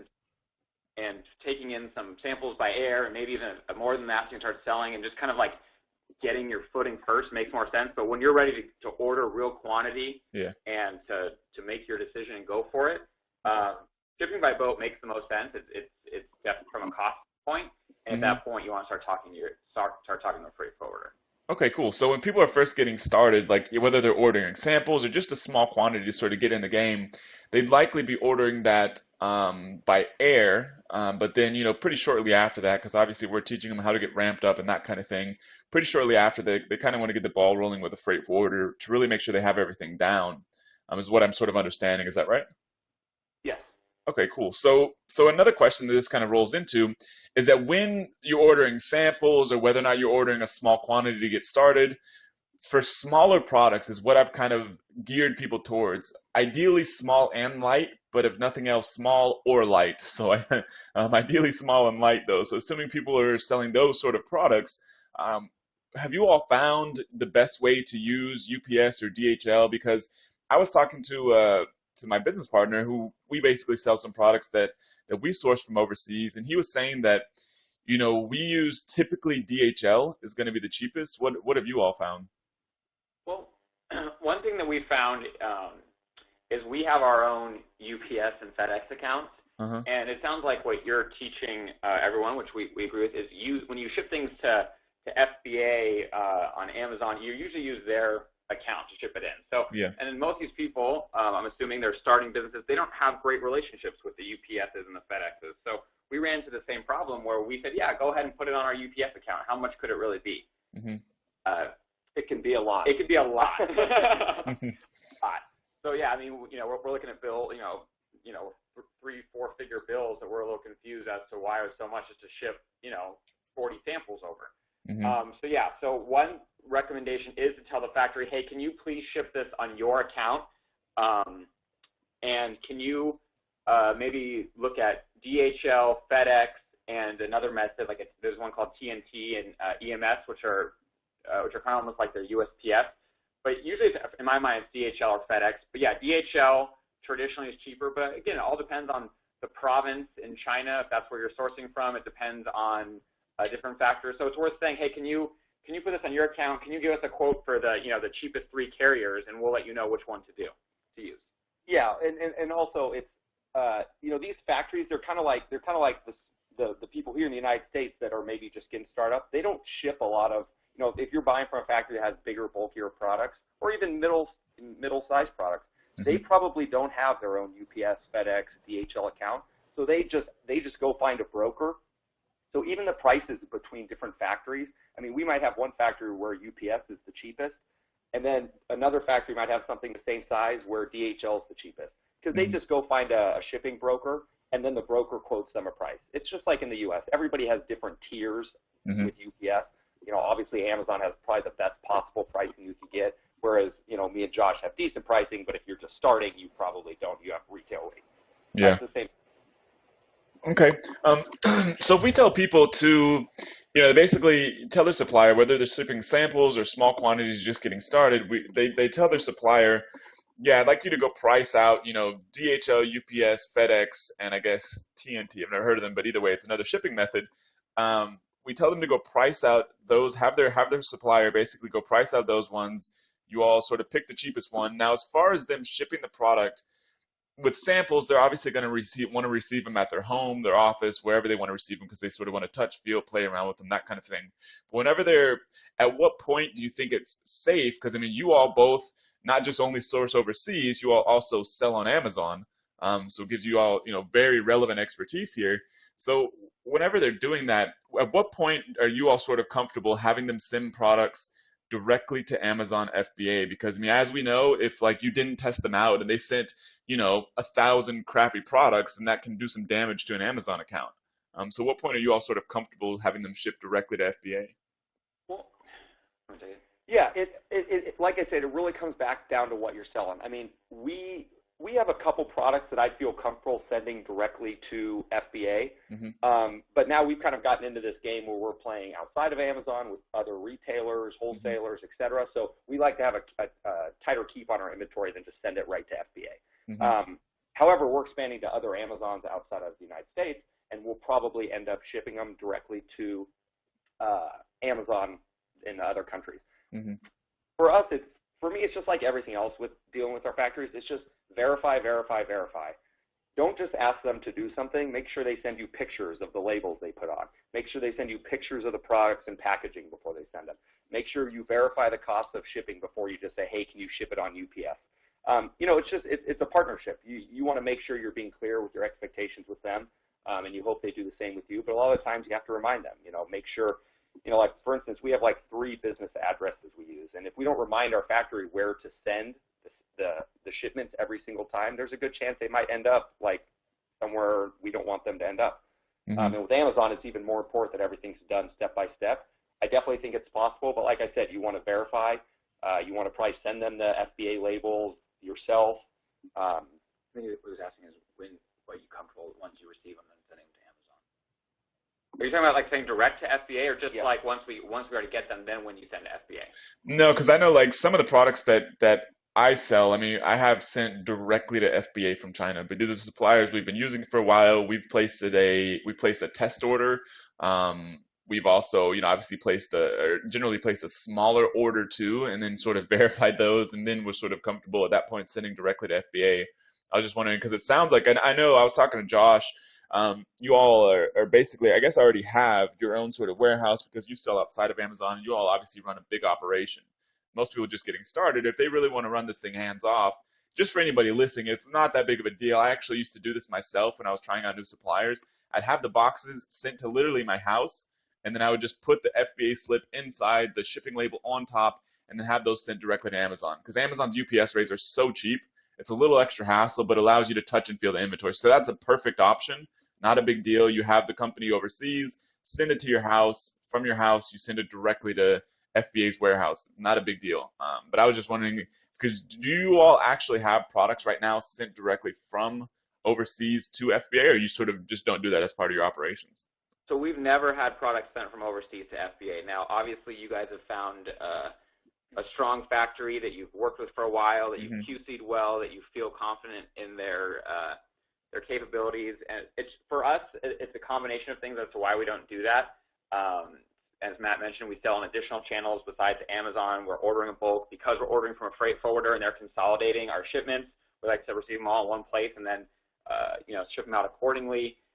We like to kind of be in control of our own destiny, if you will. But at the end of the day, my advice, and it totally depends on the product. If it's a product that doesn't take a lot of technical expertise to produce, which I know is one thing you've been encouraging to your users here. Yep. Yeah, a spatula is a spatula. So once you get a couple good shipments, do whatever you feel comfortable with. But if I had to give advice, it would be to do what you just said. Even if it's working from your house, get the shipment, open a few boxes, make sure it's what you thought it was going to be, put the FBA label on yourself and get it out. It's really not that difficult, and it could save some heartache, especially at the beginning, because I know to return shipments from FBA and Amazon like 75 cents a unit or something, and it just becomes an even bigger headache because now they send it out to multiple of their warehouses, so you start getting items back in like 12 different boxes, sometimes 50 different boxes. So it's nice to kind of be in control of your own destiny. At the end of the day, hopefully, everyone here can grow to the point where they've got a large business and they have an overseas operation and they have a team in Hong Kong or China that's not only doing quality control but is also overseeing the process. At that point, in my opinion, is where you can start really shipping direct. But out of the gate, I would recommend that you touch it before it hits Amazon. Well, and Matt, like you were saying, Amazon's UPS rates are literally dirt cheap. So even for some of our bigger items, it's still worth it for us to hold it, check it out, verify everything is the same as the last shipment, and then send it off to Amazon. I mean, if you're doing everything right and your margins are good, you should have an extra 30 cents, 40 cents in there for each unit for shipping to Amazon. Yeah, that's a good point, because I know some boxes that I'll send to FBA, even from domestic sources, but either way, like it'll be like a 60-pound box and it'll be like $12. So pretty much anywhere in the U.S., you're going to get pretty consistent rates like that. So it's not that big of a deal. I know some people are overseas, so I mean, I've obviously, everybody in the membership, Josh and Matt probably didn't know about this, but everyone in the membership has been given like a free 90-day trial to Earth Class Mail. What I've used them for is not just U.S. addresses, but I've also used them as kind of an intermediary when I really wanted to run a physical product business as automated as possible before I started sending everything direct to FBA. So I'd actually have the boxes sent to Earth Class Mail. Earth Class Mail would then put the packing slip inside the box, shipping label on top of the box, and send it off to FBA. And you can have Earth Class Mail take pictures of the product, do whatever needs to be done. So I mean, a lot of our members are overseas in places like the UK, they may be in Canada, they may be in Australia, New Zealand, etc. So that is another option. So you don't want to feel like you have to have your products sent, wherever you are in the world, if that's a big headache, and then sent to FBA, because you can have the sort of Earth Class Mail option, which I did for a while. So yeah, and I'll go ahead. I don't know if this is something that it's on you if all the people reach out to you if they want to come directly to us. But yeah, I mean, as you mentioned, we do have warehouse space, and if there are people overseas that need a temporary kind of in between for us, to help them receive products and get them to FBA, we're potentially available to help. So. Okay, awesome. Yeah, I will. We'll stay on the call for a bit afterwards, and I'll definitely get some of that information from you. See how people can do that.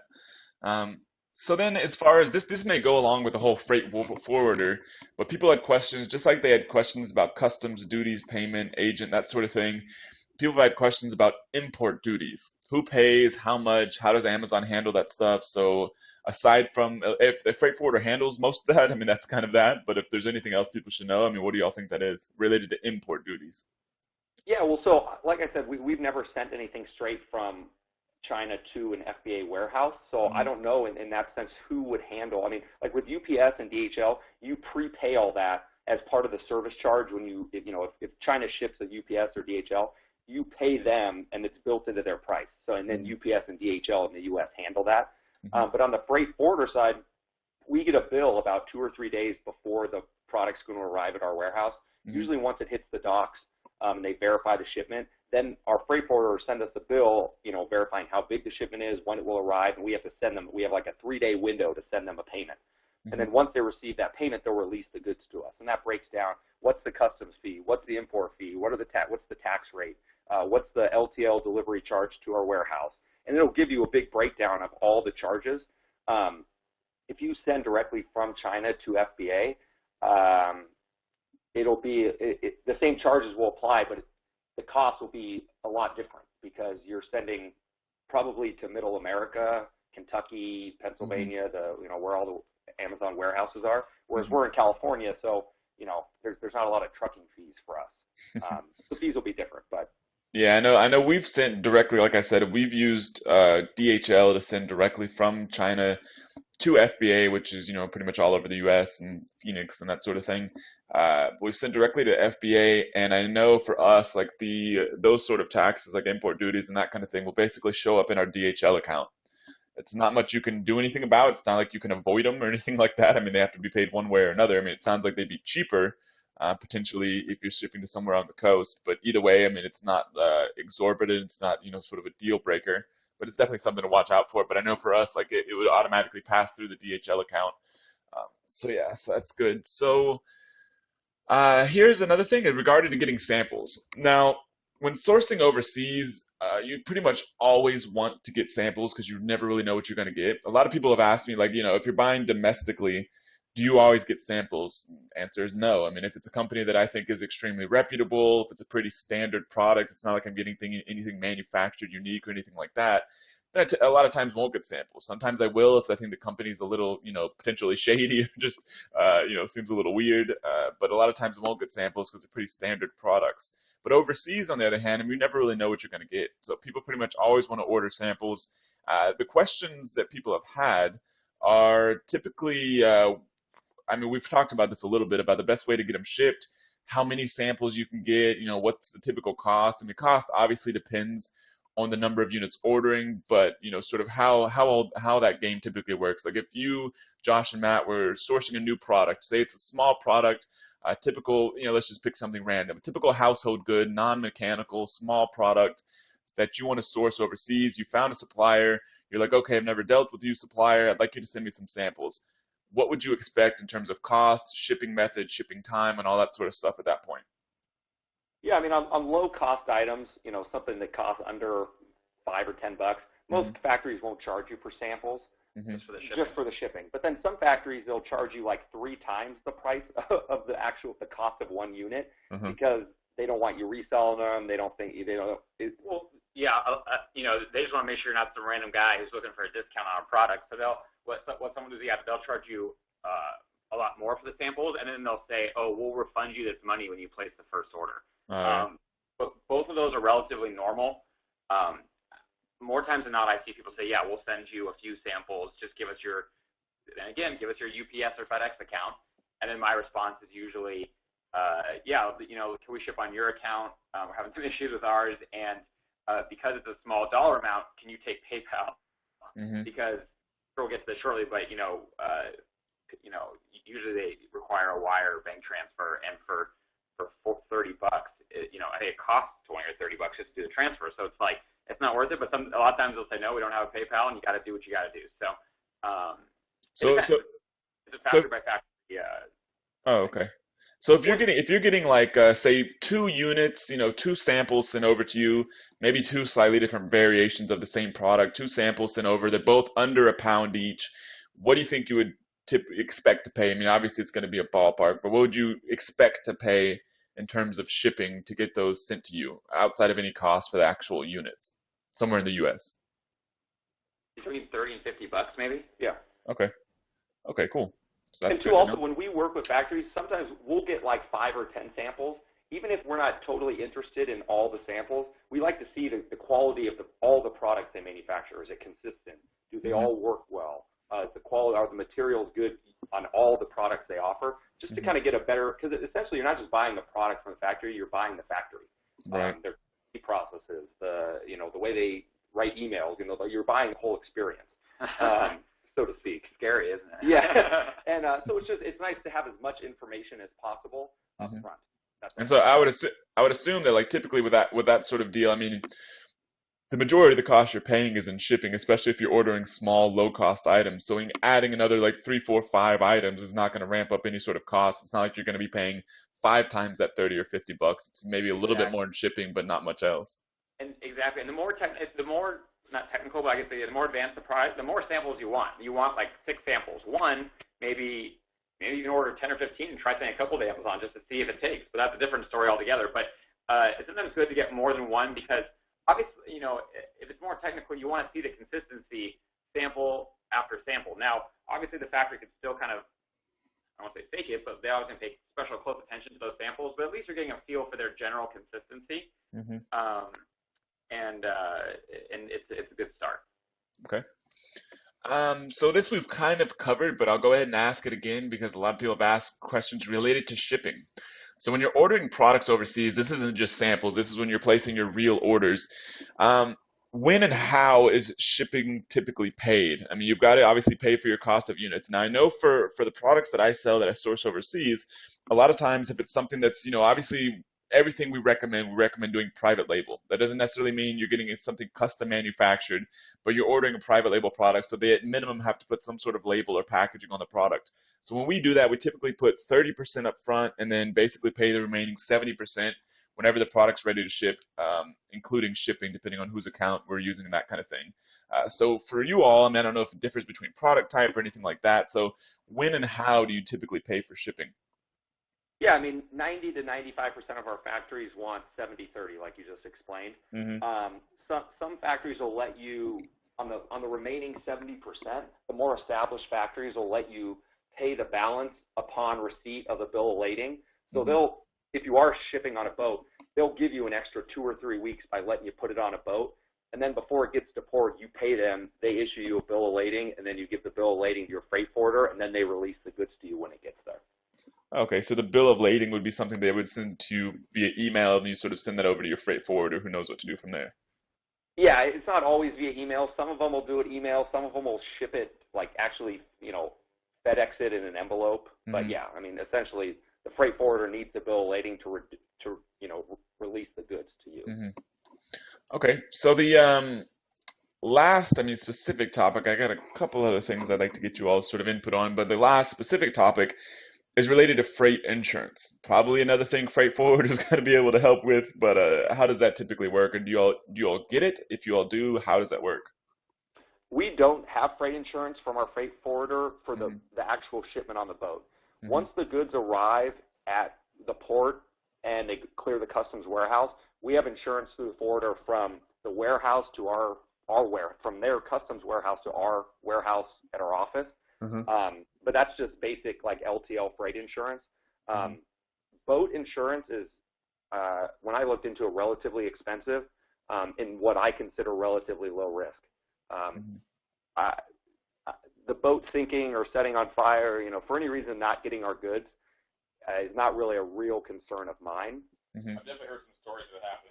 Yeah, I mean, I'm sure there's horror stories out there. But, like I said, if you're shipping low weight, relatively low cost, I mean, if one of our shipments didn't make it over, it wouldn't have that big of effect on our business. I mean, it'd be disappointing. But if we paid freight insurance for all of our boat shipments, it would well outweigh the cost of if one shipment didn't arrive in our experience. So the insurance you all do get is just through your freight forwarder, so they pretty much are able to set you up with that, manage that, and that sort of thing. Yeah, it's standard as part of their price. Oh, okay, cool. So yeah, I mean that pretty much covers these specific topics we had to cover, but it's got a few things just sort of help people out, help people understand this kind of thing, because we've kind of just really dove directly into the sort of nitty-gritty of this kind of thing. But you all have obviously been doing this stuff for a while. I mean, I believe you all had between 10 and 12 years combined experience doing this. So there was at one point, not now, it hasn't been any time recent, but there was at one point where you all were just getting started with considering or maybe just jumped in to sourcing products overseas. So what advice would you give to somebody, where you all potentially were 5, 6, 7 years ago, with just getting started with, I've maybe have sold a physical product before, maybe I haven't sold a physical product before, but I really want to start getting products overseas because there's obviously a massive cost advantage and typically, not any sort of difference in product quality, possibly even higher. So what advice would you all have for people just getting started with sourcing overseas? Because there's a lot of uncertainty, obviously. I mean, when you're learning anything new, it doesn't matter what it is. Learning anything new, there's always like, oh crap, what are all these, acronyms? What is it? You have to get insurance and duties? It's where all these questions come from. But once you do it, I mean, it's not that big of a deal. But it's a matter of jumping in and getting started. So what advice would you all have for people just getting started with this? I guess my advice is, I'm sure Matt will give more of logistical advice, and I'll give more relationship advice. But yeah, I mean, at the end of the day, China, because I think that's where majority of the products that we're talking about are coming from, China is clearly on the other side of the world, and it's clearly a different culture, and just, I guess be patient. Also, in some ways, and I mean this with the most respect, treat them like children, but in regards to making sure that every little detail that you think, oh, common sense would say that they should do this. Well, make sure that you actually say it. Make sure that you are confirming things. Make sure maybe, if you're looking for a good deal on your samples, that you tell them, your capabilities. I mean, you're building a relationship. So at the same time, you remember that you are building a relationship, and they're not, they're your slaves, right? You're still, you're creating a partnership and a relationship, and you're looking for a factory that wants the same. At the same time, between the language barrier, some cases the education barrier, and the location barriers and the language barrier, I think I might have said something a couple times there, is you need to make sure that you are very clear with these people on what you want and how things are going to work, and on delivery dates, and on making sure that, if you renegotiate a price, that they're keeping the same components in the product, and that they understand how important consistency is, and that they're QCing, and just things of that nature. So really, making sure that you are creating a relationship, that you're being clear on what you want to do, and give it a try. I mean, you don't need to order. A factory might say you need to order, the minimum order quantity is 3,000 pieces. We could say, listen, this is actually, or you can say we're a big company, whatever you want to say, but this is a new category for us. So we're going to do some tests on the category. Would you be open to letting us order a few hundred pieces or 500 pieces for an opening order, with the idea that we'll meet your MOQ the second time? So again, you're building the relationships. Go out there, give it a shot. It's as you said, it might look daunting, but it's just something that takes experience and time to play with. Cool. And then what maybe more on the logistics shipping side is, like I said before, is find a good freight forwarder. If you're not using a freight forwarder, if you're just using UPS, DHL, it's probably not as big of a deal. But yeah, I mean, find somebody that you're going to have questions. I mean, I still have questions to this day. When we enter a new category, the first thing I do is I talk to our freight forwarder to make sure that I'm not missing anything, because I've missed things in the past, and it just makes life a lot easier if you know what to expect when your shipment arrives, without customs having to tell you when it arrives, because that just wastes time and money and all those sorts of things. So finding a good freight forwarder, it's just like building a relationship with your supplier. Build a good relationship with your freight forwarder. There's a million of them. A lot of them are good. So making sure there's no surprises. Cool. So with you all's experience, I mean, what are some, don't have to, I'm sure there's a lot of things people should avoid, but what are some major mistakes that you all have made or have seen other people make that that you would avoid with, especially getting started, or even once you're up and running with this, with sourcing products overseas?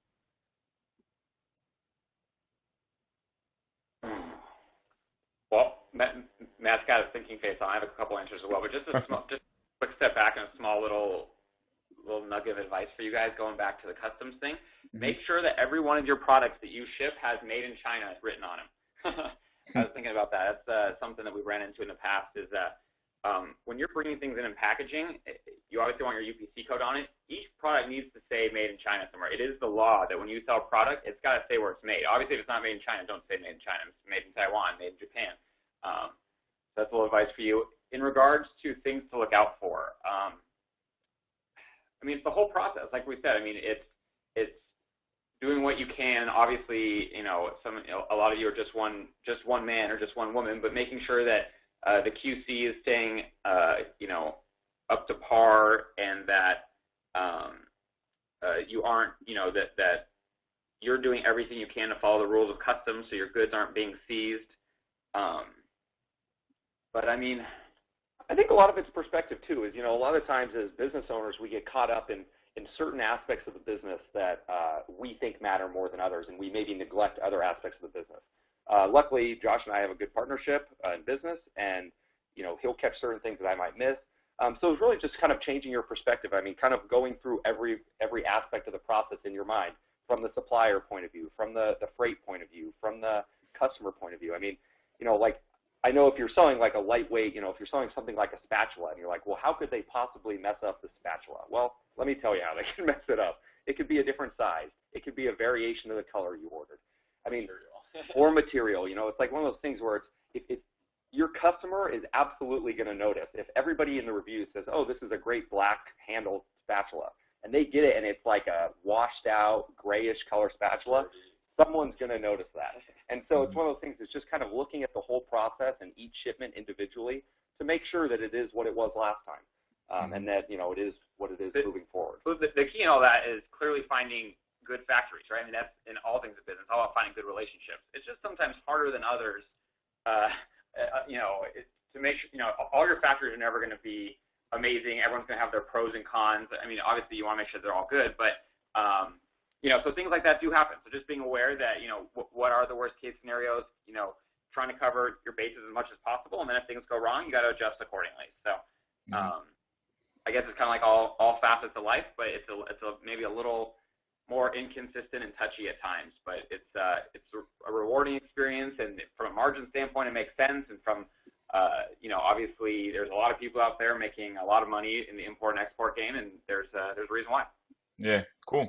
So the last thing I have here, just for you all to touch on briefly, almost like a motivational thing for people when they're doing this is, how has sourcing overseas changed you all's business? I mean, I'm not sure exactly. I know I've talked with Josh about a few other things you all are involved in, but obviously a big part of it is selling these physical products you're getting overseas. So, I mean, how do you think sourcing overseas has really changed your business? I mean, changed your personal, relationship with your business, all that sort of stuff. I mean, what's the big benefit, I guess? Sourcing overseas, I wouldn't say it changed our business. It is our business. We have multiple consumer brands. We sell into retail. We sell at Amazon. We sell other places. And all the products, I mean, we have half a product with some cool packaging is made in the U.S. Everything else is made overseas. Now, are we patriotic? Yes, we'd love to be made in America or different places. Are we exploring opportunities to bring more domestic? Of course. But at the end of the day, importing overseas is a big business. It makes sense. There's some great suppliers over there. From selling on somewhere like Amazon from a competition standpoint, it's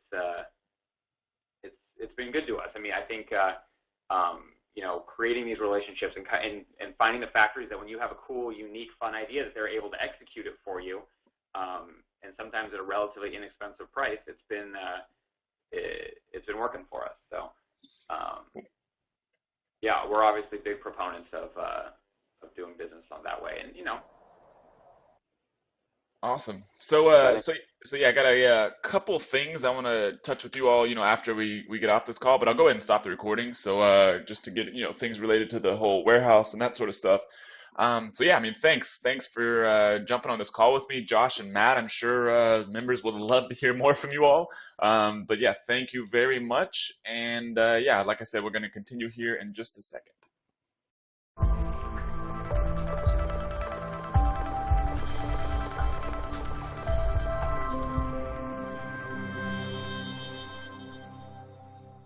So now this video is all about the importance of good product packaging and design. It's absolutely critical to your success on Amazon. So the reason design is so important for your product that you're private labeling, first off, is just your sales on Amazon. Having a better designed product than all of your competition is going to make people want to buy your product, even if it's priced a little higher, as opposed to buying somebody else's for the same exact product, underneath the label. Now, another thing too is repeat buyers. It's not just that initial sale. It's once they receive that product in the mail that they're going to start using it, and they're going to think that, wow, this has great design, great packaging, it must be a higher quality product.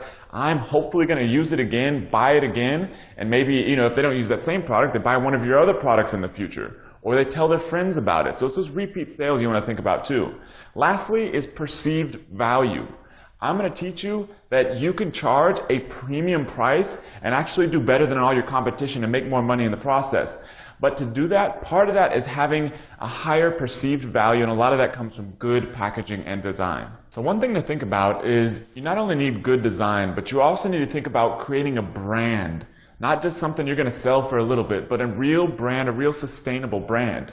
So the first thing you're going to do is you obviously need to come up with a name for your product and a name for the manufacturer of the product. These can pretty much be completely made up. You obviously cannot use any sort of trademark. So we're going to give you a resource on this video page that shows you how to look up to see if there's any sort of trademark or patent on the product that you're selling, but then also the brand name. Secondly, you want to make sure that your brand name and product name resonate with your audience. Also, you want to make sure the design resonates with your audience. So for example, if you're selling men's razors, you obviously don't want them to be pink. So you need to have that in mind. Who's going to be your target audience, and what would they expect to see? What would they like to see in a product packaging and design? And lastly, you need to think about differentiation. If you look at Amazon listings, or even your local store, but we're talking about selling on Amazon. If you look at your Amazon listings, think about what you like, what you don't like, about the different listings, and what could really set yourself apart without, alienating your audience, but make yourself look different, make yourself stand out. It's incredibly important with getting more sales on Amazon and building a good long-term sustainable product brand. So for a private label product, you're not having to do any sort of product design or any of that sort of stuff. So getting your actual design created is actually pretty easy, because for the most part it's a matter of getting a label designed or some simple product packaging. So to get that done, the first thing you should check with is to see if the company that's supplying you the product already does that themselves. They may offer you design services, sometimes even for free. They may or may not be the best designers, but it's something worth checking on and worth trying out to start out with. Or if you need to hire your own designer and you either can't do it yourself or don't have somebody in-house currently, you can use simple sites such as elance.com and odesk.com. And on this video page, I'm actually going to provide you a sample job ad that you can sort of use to help yourself hire somebody that can do this sort of design work for you. Another good site to check out is 99designs.com. It's going to be a little bit more expensive, most likely, than hiring a designer from Elance or Odesk, but it's another good option. You can sort of tap into that whole crowdsourcing model where you have a whole bunch of people creating designs and you pretty much pick which one you want. So a few key things to include on your label are, first off, your brand name and logo. In the process of getting your design created, you should also consider getting a logo created for your brand for this product, just to make it look more professional, but also for future products you create under the same brand. So you obviously want your brand name and logo on your product. You also want your product name. You also want to think about any sort of required information that maybe you have to have on your product. This could be warning labels, that sort of thing. Best way to figure that sort of stuff out, look at what your competitor's doing and also talk with your supplier. Obviously not a lawyer, can't provide legal advice, but that's really going to be your best bet, finding out what sort of information you have to have on your label. Another thing to think about, it's also a requirement in some markets, but it's a good thing to have on there anyways in case people have questions, and following up good customer service is to have contact information. You can have a business name and address, you can have a phone number, you can have a website URL, those sort of things. It's good to have some way for users of your product to contact you. Another thing to think about that a lot of people don't think about when it comes to product packaging and design is on your design, you want to reiterate the main benefits of your product, why people should be using it to begin with, and what differentiates you from everyone else. Because even though they may have already bought the product, you want to sell them on the idea of using it so that they get value out of it and hopefully either buy another one or tell somebody else to, or they buy one of your other products. Big thing to think about is like once you get all of this done and ready to go, double check, triple check everything for accuracy, because you don't want to have, thousands of labels printed off or anything like that and turn out, oh crap, there was something wrong with that label. That's not a good situation to be in. A lot of us have been there, so double check, triple check everything on your label for accuracy. And lastly, you're going to want to get feedback. Whether it's friends, family members, you name it, just get their feedback on your product packaging and design, because they're consumers just like you and I are. So get some feedback from them. Don't rely just on yourself, and you should be able to come out of this with a very high quality, differentiated, and well-selling design.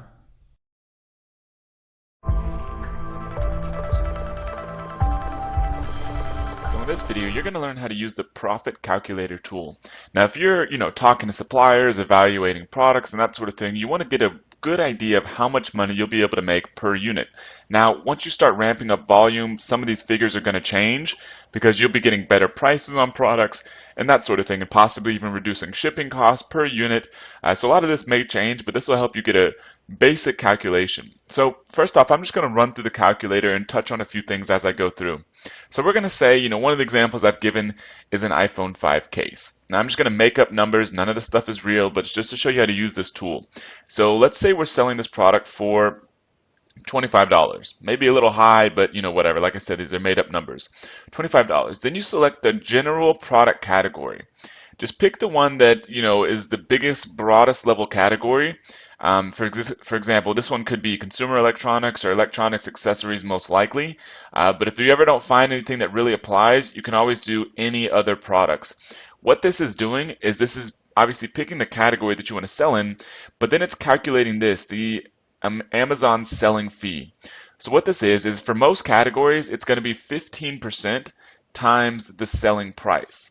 Now, some products are a little bit higher. For example, if you're selling Kindle accessories, I believe it's 20 or 25%. But if you're selling some other products, it may be as low as 8%. So this automatically calculates that. And then it calculates what's called a variable closing fee. You don't have much say over this. This is just another small fee that you get charged. So in the next field down here is your cost of goods sold. That's what COGS stands for, cost of goods sold. All we're putting in here is your unit cost. So, for example, these products may only cost you, let's say, $4 per unit. This is just whatever the unit cost is, because we'll include things such as inbound shipping costs, packaging, and labeling here. So this is just the per unit cost. Now say, this is all per unit, just one unit of this product. So if you get quoted like maybe $50 to get 10 of these created or something like that, you obviously just have to do the division to get one unit. So then packaging and labeling, if you didn't include that in your unit cost, you don't have to. Obviously, it's just another figure. But if you've broken that out separately, some manufacturers will, some manufacturers won't. If it's broken out separately, then you put that here. Let's say maybe that costs an extra 50 cents. And the FBA labeling service, if you remember in the video, I've recommended just to go ahead and use it just so you don't have to mess with it. So you're going to go ahead and click yes. But if you're not using that, you click no. So if you add yes, then it automatically adds that 20 cents per item. Inbound shipping costs, say for example, if you ordered, just to make the numbers easy, if you ordered 10 of these and your shipping cost was $20, so it's $2 per unit. So you just put that in there, $2 per unit. Now, if you're ordering overseas, just include all of your costs incurred along the way, whether that's, you having to use a shipping company, if you're ordering bigger quantities, there may be some other figures, there may be some tax, import duties, custom duties, any of those kind of figures, just divide those by the number of units you ordered and put that in here. Then the product weight in pounds, if it's a light product like this, maybe it's only 0.2. This doesn't have to be exact, but the big thing is that if you start selling a heavy product, that will affect this. But pretty much anything under a pound is not going to make that much of a difference. But when you start getting a pound and above, you're going to want to make sure you have a somewhat accurate figure in here. This doesn't have to be perfect, but it just gives you a general idea. So then once you have those figures in there, as you can see that these ones are grayed out, so there's nothing to do here. And you click calculate, and it's already got these figures in here. So your FBA fulfillment fees based off of your product weight in pounds, per unit $2.46. Your net profit per unit sold $11.59. Net profit margin 46%. That's just taking your $11.59 and dividing it by your product selling price. So this gives you a general idea of how much you would make if somebody orders 1 unit from you. Now, if somebody orders multiple units, which applies more to some products than others, some products people order 2, 3, 4, 5 at a time, just depending on the type of product you're selling, then these numbers are obviously going to be different. We didn't build every possible thing into this calculator. This is just to give you a general idea of how much money you can expect to make per unit sold, from Amazon. So, for example, if you're selling multiple units, then your shipping cost is not going to be as big of a factor relative to how much you're bringing in, just because they're all getting shipped in the same package. But this is per individual unit that you sell, shipping. A customer orders 1 unit from you. This is roughly how much money you're going to make. So it's a good calculator for you. You can use this when evaluating suppliers or picking different product opportunities for yourself.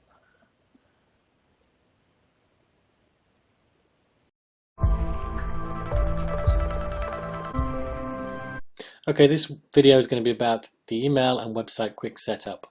Now, this is not required, but it can help you with some suppliers.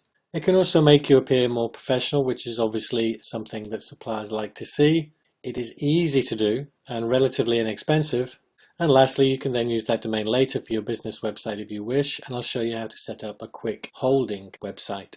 Now, the simple steps required are as follows. We are going to register our domain name. We're going to set up the hosting account. We're going to connect that domain name to that hosting account. We're then going to set up our domain email. And finally, I'm going to show you how to set up a simple website. Before I open my browser and take you through setting all this up, just want to talk briefly about the domain name.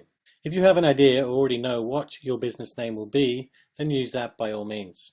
Or just use your name or a made-up business name. It is not critical right now. Basically, we are just doing this to give us a domain email so suppliers realize we are serious. They are not going to start doing background checks and all that kind of thing. The most important thing is to have a domain email. You can get away without having to do this. Many suppliers are happy to reply to a free email address like Google. So by all means, skip this. Start contacting your suppliers, and if you're getting success with them replying to you, you don't need to set this up now. Okay, so let's go to my browser. Okay, so the first thing we're going to do is we're going to register our domain name. You should have your domain name ready, and the first thing we're going to do is we are going to register for an account with GoDaddy. It's very simple. You just click on register, then click on create my account. You'll get a pop-up window. Now, if you don't already have a GoDaddy account, you just need to click on I'm a new customer. So I'm leaving it I'm a new customer. You just want to enter your email address, and that's your main email address where you get all your normal emails. Your username can be anything you like, password again, anything you like, and then a PIN number. This is just a number in case you need to contact support. It just means you get through to them quicker. So fill out all these details, click on create account, complete setting up your account, and you can go to the next step. And basically all you need to do is log in to GoDaddy, click on domains, and then click on domain search, and then just type your domain name in. Once you've typed it in, click search domain, and as you can see, that domain is available. Now there are coupon codes. If you do a search on Google for coupon codes, you can probably get a few dollars off this. For the sake of this video, I'm not going to bother doing that. Basically, all you need to do is click select and click continue to cart. You don't want to bother with privacy because you're actually quite happy for the people to be able to see who you are. Because remember, this is just about contacting suppliers, and you don't need to worry about anything else. And don't add an email to your domain. You don't need that. Then click continue to cart. Okay, you can see this is $73. Obviously, we don't want that, and the reason for that is the term. Just want to change that to a year. There you go, it's $13. Now, as I say, if you use a coupon code, you can get this cheaper. But for the sake of just doing this video, I'm not going to bother. Then you just click proceed to checkout. Select a method you want to use to pay. I'm just selecting PayPal. You can use your credit card or your debit card. Click place your order. Okay, and then you're done. And basically now they've registered the domain for you. Now, it can take a short while before it appears in your account. But all you need to do is click on my account, click manage your domains, and that's your first step done. Your domain's registered. Now the next thing you're going to need to do is actually set up your hosting. I'm using HostGator. For me, they're the best service to use because their support's really good and they're as cheap as anyone else and they're the biggest guys out there. But again, you can use another host if you want, but obviously we can't do training on every single host out there. so we've picked the most popular. All you need to do is click on View Web Hosting Plans. You can start with a hatchling plan, and basically that means you'll just get hosting for one domain, and it's the easiest way to get started, and you can always change your plan later to a bigger plan if you want to add more domains. And again, go and look on Google for coupon codes for HostGator. There are tons out there. Again, I'm not going to bother with this one. I'm going to check the monthly button, so I'm basically going to be paying $7 a month. Click Order Now. Okay, and then you want to select I already own this domain and put your domain in here. Okay, don't register any other domains. It's just HostGator trying to make a bit of extra money. Scroll down. You need to choose a username and again a security PIN. Fill out your billing information and payment. Ignore everything else. Now, just one thing to notice here. You'll notice they've automatically checked Add Site Lock and Add Code Guard. You want to remove both of those. And then when you've filled out all the information, scroll to the bottom. And as you can see, the total is going to be $7.52. Now mine's slightly higher because I'm actually registering this from the UK, so it's added VAT. But do note, there's a money back guarantee. Anyway, once you've done all that, you just click Create Account. Okay, in my case, it's taken me to a PayPal button page because I selected PayPal. But basically, you just click on Pay Now or Subscribe, fill out the details, and it will complete your account.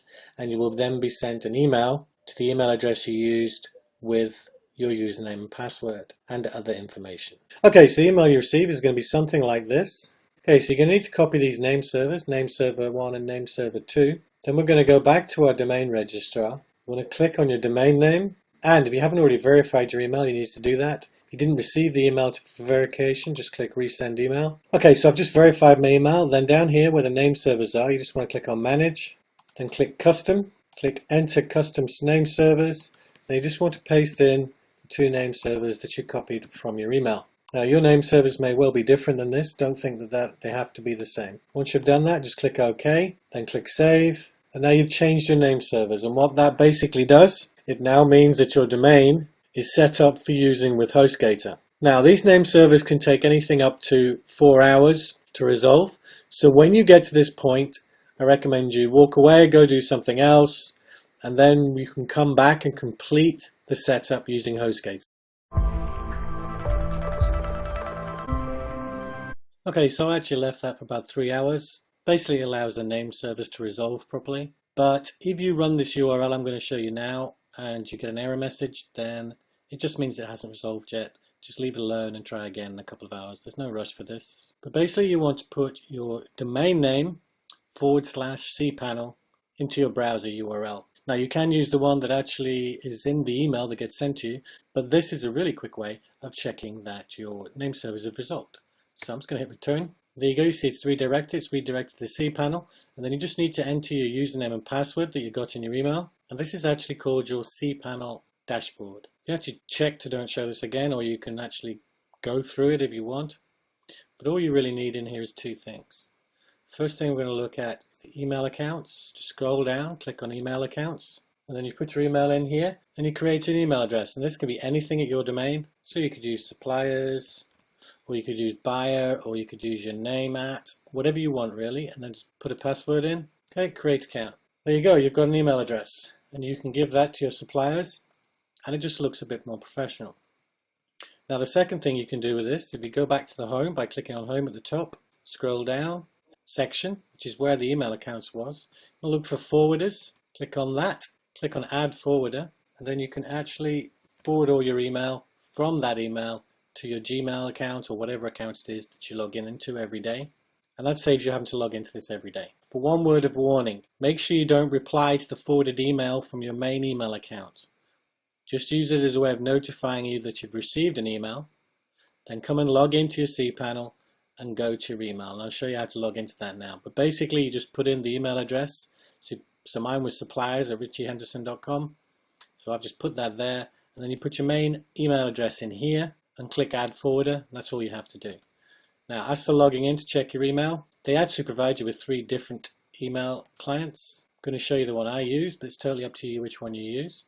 You go to your email accounts, click on the drop down for more, click on access webmail. Okay, it'll automatically log you in, and then you just need to choose from one of the 3 different options it gives you.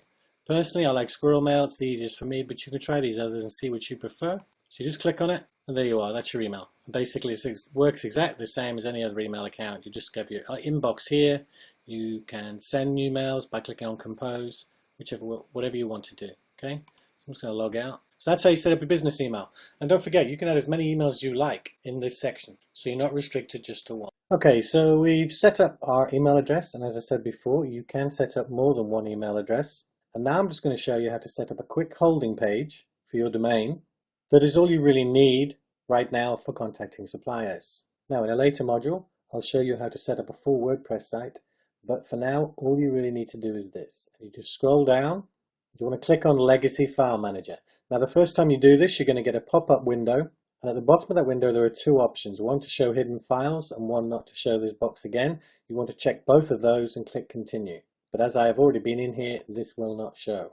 Now this is actually showing you all the files on your server. And all we're going to do is click on Create a New File. You'll see up here in the top right, you've got a box to put the name in. In that box, you just want to type index.html and click Create. You've now got an index page. Now that is going to be blank at the moment, so you want to click on it by actually clicking on the link itself. Then up here in the right, you want to click on Edit File. Scroll down in that window, click on Edit. Now as you see, it's completely blank. All we're going to put in here is a short message. So all I'm going to put in here is, we are currently rebuilding our site. Please come back later. If you need to contact us, you can do so at contact@yourdomain.com. You can create a new email for this, or you can just use the email that you've just created. Now that's all you really need to put in here, but if you want to elaborate, use your own wording, make it longer, then that's great. And if you've got a HTML editor, you can actually modify this. You can bold sections, use italic, whatever you like, different sizes. But this is all we need right now. And then you just click on Save Changes. You can close it. And then if we visit our domain, you can see that the message appears right here. And in fact, as you can see, it's all come out on one line. We don't particularly want that. So I'm going to go back to the cPanel. I'm going to click on the index.html link again. I'm going to click on Edit File. I'm going to scroll down, click on Edit again. And the only difference this time is I'm going to put in the code for a new paragraph. It's just going to make it look a little bit prettier, even though it's still very, very basic. Close it. If we go back now and refresh, you'll see it appears on different lines. And that's all you really need, because essentially if a supplier comes and visits your site, they're going to see, oh, well, he's rebuilding his site at the moment, and we've got his contact address. So they know your website exists, and again, it's just making it look a little bit more professional. But that's all you really need to do. As I've said, if you've got a HTML editor and you're happy doing all kinds of editing, then by all means, make this a little bit more elaborate, use different fonts, whatever you want. But essentially, all you need is this. So that's it for these two videos on registering your domain, getting a domain email address, and setting up a quick holding page for your domain. That's it, so take care. Hey everybody, Matt and Jason here. So we wanted to shoot this live Google Hangout for you. You're just going to see it as a recorded video. There's no audience on here. But we wanted to shoot this video for you because we believe that there's a few other things we wanted to touch on in Module 3 about sourcing overseas. That's why the title of this video is Sourcing from China in 3 Easy Steps. Because we include a lot of content. We include the webinar we did with Josh and Matt all about sourcing from China, but we don't want you to feel like this is some massive burden that is going to take you forever to get over. It's not that big of a deal. Even though I'd sold physical products for 3 years, 4 years, until I'd ever sourced anything from overseas, I thought sourcing from overseas after selling my own physical products for 3 years was the craziest thing on the planet. I was like, how can you get products all the way from China over to here? I was like, how do you communicate with them? How do you order products? How do you handle quality control? How do you do any of that stuff? It just blew my mind. But then, just like everything else, once I did it once, it's extremely easy to do, just like anything else. It's not really that much different than ordering domestically. So that's why this video is sourcing from China in 3 easy steps. Because we are going to have 3 steps we're going to go over. And we're also going to tell you a little bit about a trip we took with 30 people over to China, where we actually visited factories face-to-face, talked with manufacturers, saw products on their shelves, even saw some products, don't tell Amazon this, but we saw some products for Amazon being printed up, like packages for some Amazon's own products at some of the manufacturers. It was an amazing experience, amazing trip, and it really taught us a lot about what it's really like to source products from overseas. You do not have to go to China. We have lots of amazing Selling Machine members that have never sold a single physical product before, that have sourced products from China and from other countries without any problems. They just went through the steps that are in this module, and they didn't even have access to this video that you're watching right now. We're just shooting this to help you jump over the hurdles just a little bit quicker, because we don't want this to be a big hang-up for you. We want you to get your product, get it sourced, and get it selling, which is what modules 4, 5, and 6 are all about. We want you to get through this as quickly as possible. So like I said, this video is sourcing from China in 3 easy steps. The first step, which Jason will talk about here in just a second, is go to Alibaba. So Jason, you want to explain a little bit about that first step. Sure. Now, with Alibaba, basically what it is just a search engine for products that are available to be sourced from China. Now, not 100% of the products on Alibaba, and there is a video, there's a training video I made that's specifically on Alibaba. But just so you know, it's a search engine that has a database of these sites. And something important to understand is that oftentimes the listings that you go on and the contacts that you make through Alibaba are not actually directly with the manufacturer. They're more or less a sales rep, an in-between person that will be your point of contact for that. So you're going to have to be able to communicate with them knowing that. But I need to let you know it is so easy. I was the exact same as Matt when I started. When I started thinking about China, I'm like, oh, you just put all of these burdens on your mind as to the complexities that this is going to be, and it's really simple. Use Alibaba, follow the training that I have in this module, and just understand that you're doing it just to find manufacturers. And then once you find the manufacturers, you're just going to be communicating with them. In fact, on week 2's coaching call, we had Janae Knight on there who, if you were on that call, you heard she started right away with China manufacturers, and her advice to you was to make sure, you don't, and we're going to get into this, but when you contact them, just contact them via email. That's all she was doing. So don't worry that you have to get on the phone. Sometimes you might, but with using Alibaba, go through the training I provide.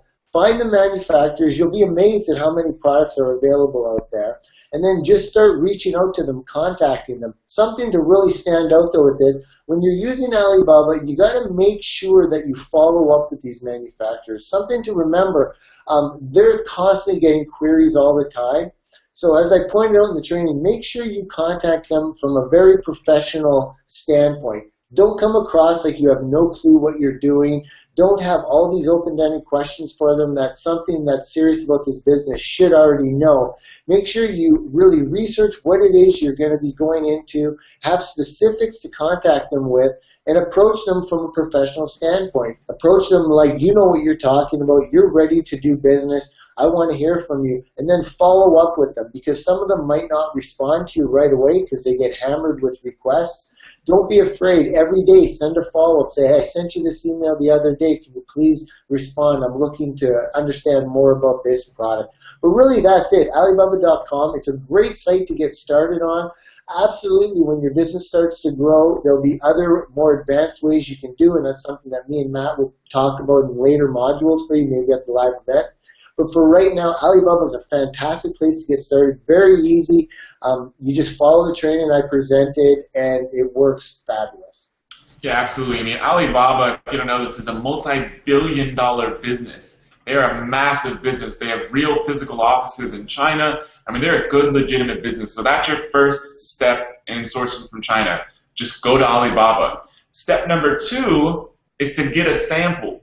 Now, depending on where you're located, this shouldn't be an issue, really. It's just a matter of getting a product shipped from China is likely where you're going to be sourcing from to wherever it is that you're located. But you really want to get a sample, because the thing is like they can say something on their website. They can say that the product is some certain quality. You can see a picture of the product, but that still may not really indicate the quality of the product. And you want to be able to assess the quality before the product gets shipped to Amazon, because if it gets shipped to Amazon and it's a bad product, not really a good situation to be in. So step number 2 is to get a sample sent to you. Now, some suppliers are going to try to charge you quite a bit of money to get a sample. Where the unit may end up costing you only $1 or $2, they may try to charge you $30 for a sample plus shipping.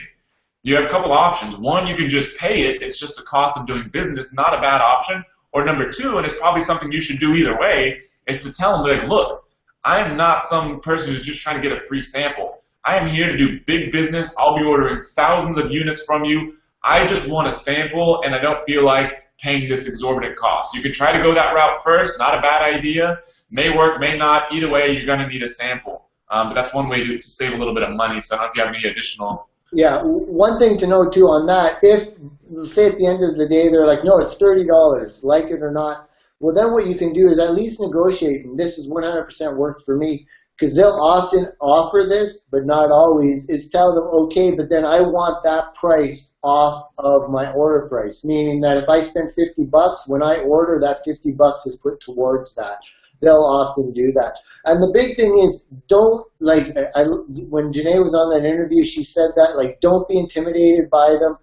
You need to ask, and that's something really to take heart here, is don't be afraid to ask. Don't let them just tell you and then, like, accept it and say, okay, I guess it's this much.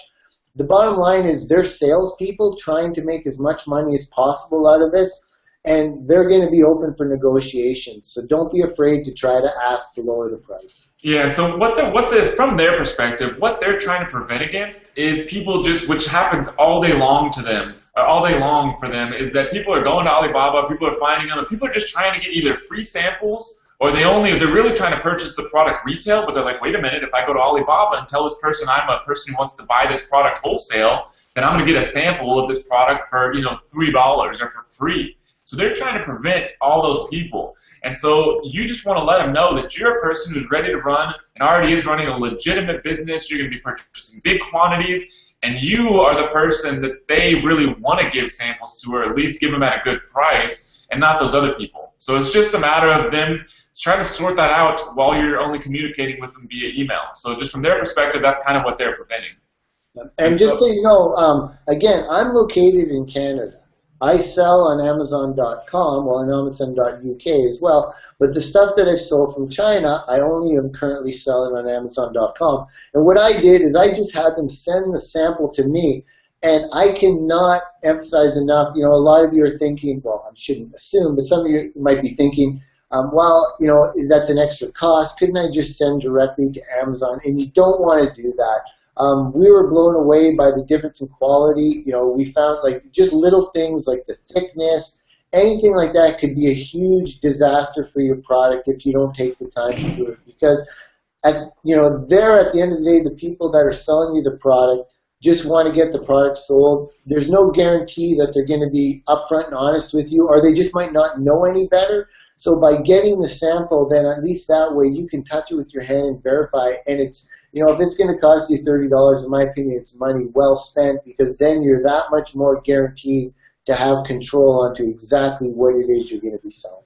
Absolutely. So step number one, go to Alibaba. Step number two, get a sample of your product. Step number three is to place your order. Now, when coming with place your order, you're obviously going to start out, don't try to start off purchasing thousands of units. There's no reason to. Start off with whatever you're comfortable with. But step three is place your order. Something to note about this is that a lot of times suppliers out there will have what they call MOQs, or minimum order quantities. What this means is this is a quantity the supplier has posted on Alibaba or anywhere else that says, if you don't order this quantity, you can't order from us. Sometimes it'll be 1,000 units, sometimes it'll be 3,000 units, 5,000 units. Those are really there to deter those people I was just talking about, those people that are just sitting there trying to get free stuff, or people that are never going to do big business and are going to be more of a hassle to that supplier than a big asset, a big client. You fall into the other category. You're going to be a great client for the supplier, and so you want to let them know, be like, look, I'm not going to order 3,000 units to start out with you. I'm going to order a couple hundred, or I'm going to order 500, or whatever it is. And once I get this order, everything looks good, the quality's good, not just on the sample, but on these other products that I ordered from you, and everything goes smooth, the payment goes through, I get my product. This is a growing business relationship. Once all that happens, then I'm going to be ramping up, selling thousands and thousands of units a day. But if you don't work with me on this initial order, then I'm going to have to look somewhere else. And you should be looking at multiple suppliers to begin with, just so you have backup options if nothing else. So don't be turned off by those minimum order quantities. They are completely negotiable, regardless of whether or not you've ever bought from the supplier or not. Absolutely. And yeah, I can't emphasize enough too, don't get lazy with the whole thing about finding multiple suppliers. It gives you huge leverage to be able to negotiate with different manufacturers. And oftentimes, I mean, it can make the huge difference between being super profitable and breaking even right out of the gate. Um, One of the big things too to understand when you're placing the order, as Matt mentioned earlier, there's different ways to be able to get your product sent over here. You can have it, air, you can have it by boat. The easiest way to do it is simply to use DHL. You'll hear people, like this is one of those things that have been roadblocks for many people. They'll hear rumors, oh, you need to have a freight forwarder. They say you have to have a freight forwarder. DHL takes care of all that stuff. So when you order your product, it's going to have to be shipped. So for example, you order your sample or you send your product to Amazon. Our recommendation is your number one choice is to use DHL. And what you're going to want to do is you're going to want to, first of all, ask the manufacturer themselves to give you a quote on what the shipping will be, because most of them have DHL accounts. And the way their accounts work in China, they usually get preferred rates. So you can get things very cheap, and DHL takes care of all of those things like customs and everything, so you don't have to worry about any of that. And you can easily get your product shipped. By the time they ship it out, it'll arrive in the U.S. within a couple of days, sometimes quicker. If they do not have their own DHL account, then you'll want to look into trying to get your own DHL account and get the price going that way. But the first step I recommend is negotiate with the manufacturer, try to be able to get the best price possible, and get the included price of shipping added into there to see what, and ask them for a breakdown of what the cost is with shipping and without shipping. And just use DHL. I don't know if you have anything to add on that, Matt? No, no. I mean, I think we're good. So is there anything else you want to cover before I wrap up these 3 steps again? Nope. All right, perfect. So 3 easy steps to sourcing from China. First, go to Alibaba. Second, get a sample. Third, place an order. So like anything else, the first time you do it, it's going to be a little awkward, a little uncomfortable. There's still going to be some questions in the back of your head. It's fine. Just plow through it, go through it. Once you've done it once, you'll be good to go. So that's all I have, unless you have anything else, Jason. But we'll see you all in the next video.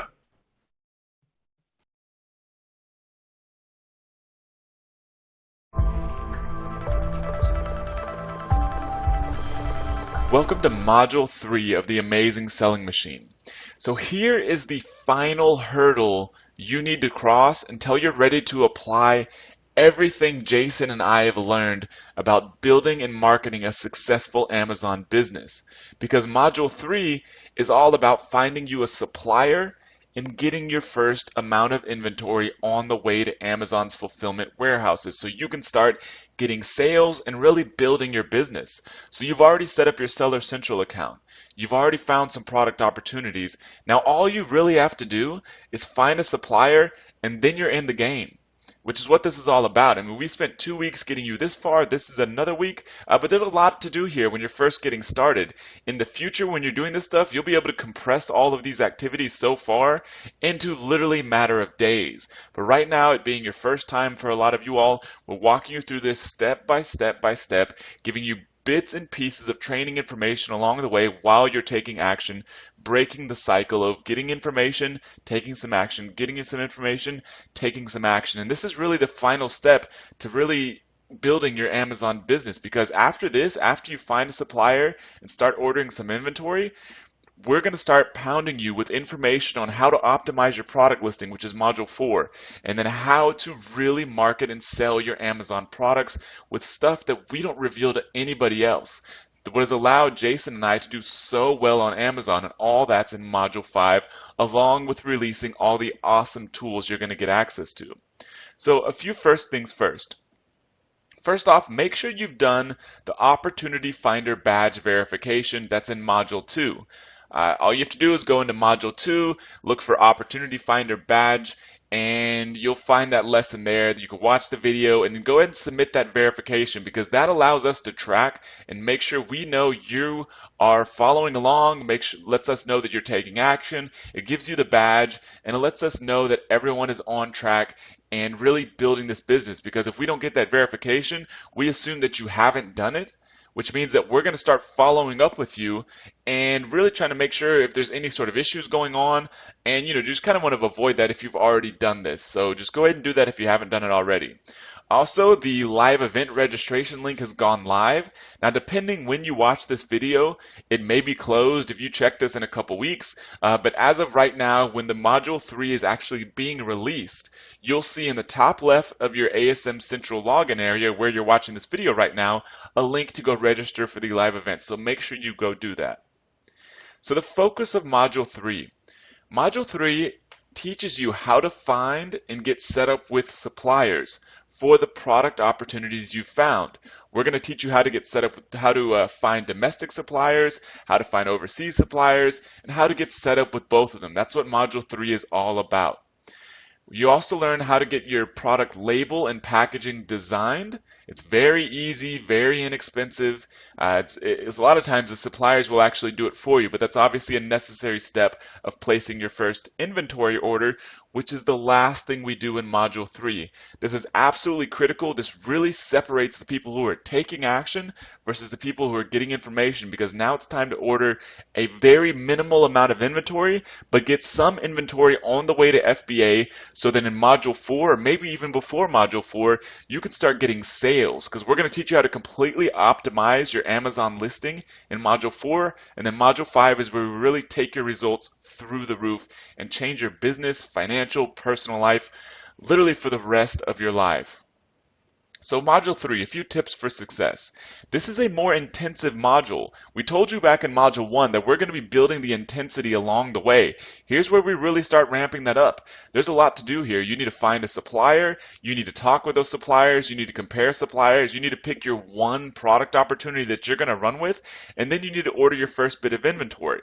Now, it's a lot to do. You can actually do it fairly quickly if you work hard, but it's obviously ramping up the intensity. So you really need to focus on taking action fast. So that's very important. And it's kind of tough to cover every supplier product situation, because depending on the supplier, depending on where the supplier is located, depending on what product you're ordering, there are different labeling needs, design needs, packaging needs, ordering requirements. You'll, trust me, be able to navigate all of this in no time. It's not going to be a big problem, but from a training perspective, it's tough to create training tailored to every single little situation that you may encounter. So a few ways of helping yourself get through those things is, first off, use the Module 3 forum topics. These are already live inside of the forum. Just click the community link from ASM Central and you'll scroll down and you'll see the Module 3 forum topics. So depending on what you need help with, go ahead, start posting in there. Start posting questions if you need help, or start posting tips and findings if you start learning things along the way. Or I know some people in this membership are already extremely knowledgeable about different things related to sourcing products, evaluating brands, overseas suppliers. Go ahead and start posting that information in there, or start posting questions, and this is going to be a ton of interaction to help everyone learn as fast as possible. So get as much information possible from suppliers. You may have a lot of questions for us related to specific product situations, labeling requirements, design requirements. Honestly, the best source of information for those kind of questions are going to come specifically from the suppliers, because suppliers are required to know that sort of information. So you want to ask them what needs to be on the label. You want to ask them what are the label design specs, which we'll talk a little bit about in a future video in this module. But you want to make sure you're getting as much information as possible from suppliers. You can actually learn quite a bit from them, even ones that you end up not buying from. This is why another reason why you'll learn that I recommend jumping on the phone with suppliers if possible. Not always possible, not always desired. But if possible, because you can learn so much from them, even if they're not the ones that you end up buying from. Also, with this being an intensive module, you have to take a lot of action. You have to start taking a little bit of risk here and there, ordering a little bit of inventory. Don't be afraid to fail or take risks. Sometimes you may call a supplier and maybe an awkward interaction. Don't worry about that. We've all been there. We've all been new at something, and we've all, just talked to people that it just didn't work out so well. Don't be afraid to do that. It's not a big deal. Trust me, just do it, learn something, move on. Do it, learn something, move on. That's really it. And you'll be looking back, remember, at the end of this 8 weeks, and be absolutely blown away by your progress. But that means that you can't wait until the 8th week to start taking action. It means that you need to do it right now. Find your supplier, pick your product, order your inventory, and keep moving with this business model so you can build an amazing business like the one Jason and I have. And everything is really going to start coming together after this, because you've had to set up Seller Central, you've had to find some products, you've had to find a supplier, now you have to place an inventory order, but then everything's really going to start coming together, and in some sense it's actually going to be simpler from here on out, because you'll already have your product, and then you'll be able to do most of your work within Amazon, within our tools that we're going to provide you in Module 5, because it's all really on the marketing and promotion side. All you have to do at that point, make sure you keep your product inventory in stock and apply everything you learn about marketing and promotion for Amazon to keep rapidly increasing your results. And at that point, you're really going to start becoming an expert in your own right and selling on Amazon. So here's what to do right after this welcome video for Module 3. First off, make sure you've done your Opportunity Finder badge verification. Second, make sure you register for the live event if you plan on coming. Remember, if you don't plan on coming, don't really worry about it, because you'll have live streaming of the event and video recordings available for you. We really hope to see you there, so if you want to come, click the registration link. If you can't come, don't worry, we'll have live streaming and video recordings of the event for you. And then get ready to cross the final hurdle to building your real business with Amazon. Finding a supplier, placing your initial inventory order, it may seem a little, difficult at first, but trust me, you'll get through it. And this is really the final hurdle to building your real business selling products on Amazon, because after this, it's pretty much all promotion, which is stuff that you can literally do for the most part just sitting in front of your computer and applying what we teach you and using the tools we give you. So this module, Module 3, really the final hurdle, and then after that, you're really going to start ramping up results, start getting sales, and really start having a ton of fun with this business. So buckle up and get ready for Module 3.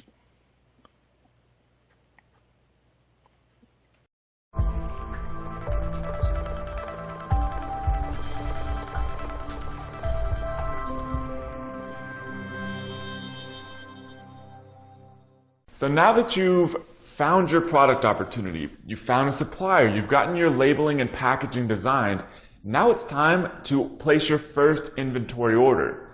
Whenever you're placing your first inventory order, and even at the beginning, even the next couple inventory orders most likely, you're going to want to order the absolute minimum possible.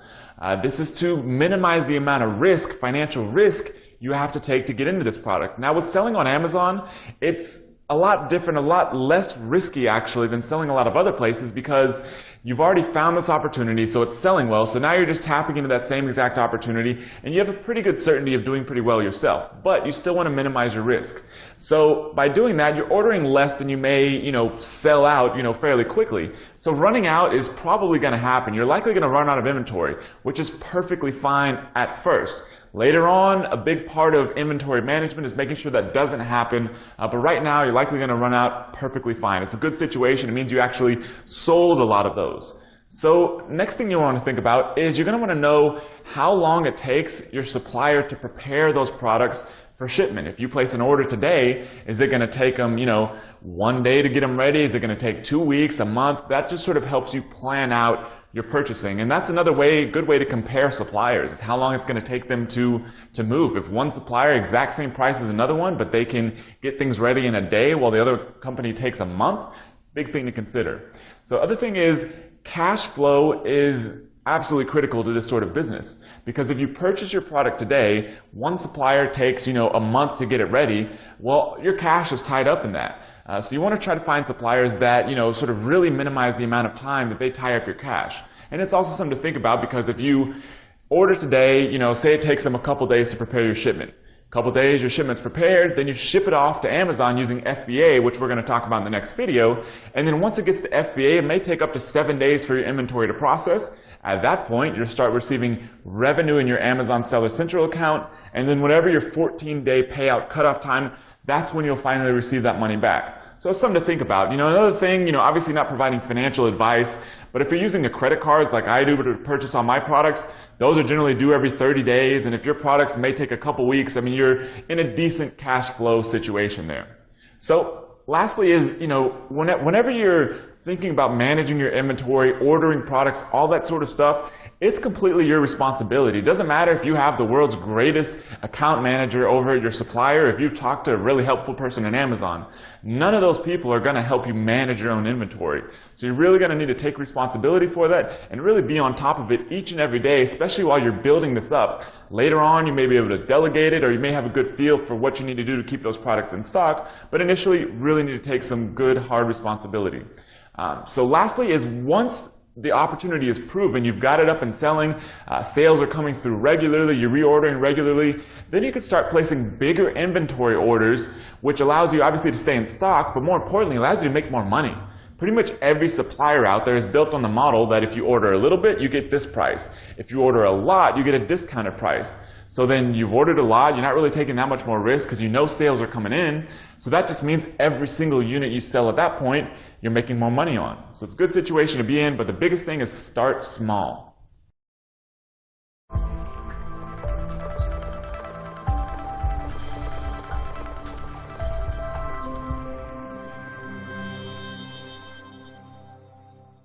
So one thing that you're going to need to think about now, and that's what this video is all about, is how you're going to get your products, individual units, shipped out to your customers that come and buy your product from Amazon. The way I recommend is you use Amazon's fulfillment system called FBA, or Fulfillment by Amazon. What this is Amazon has warehouses all over the United States, actually all over the world now, but all over the United States, that they allow you to have inventory shipped to them. They hold it and they store it for you for just a tiny fee, and they hold it and store it for you, so when orders come through Amazon, they automatically get processed out of that inventory. And within Seller Central, it's easy to check how much inventory you have in stock so you know when you need to reorder. The advantages of using this system, first off, is that you get a ranking boost actually. You can literally see if you're not using FBA and doing your own fulfillment, as soon as you turn on FBA, if they receive your inventory and you start using Fulfillment by Amazon, your products will just about instantly move up in ranking. So there's that huge benefit. The other benefit too is automation.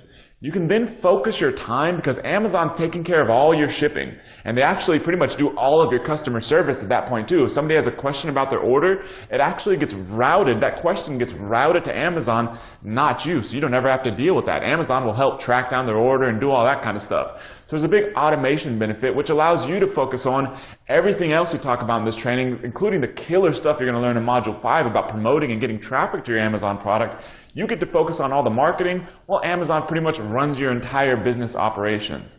Now, you don't have to use FBA. Some people, you may already have your own e-commerce store, and maybe you're already taking orders and shipping them out of an office, or you have a fulfillment company you're using. So that's perfectly fine. You can use them if you want to, but trust me, there are huge benefits to using FBA, Fulfillment by Amazon. It's going to help you boost your rankings and really automate your business so you can focus on the things that help grow it.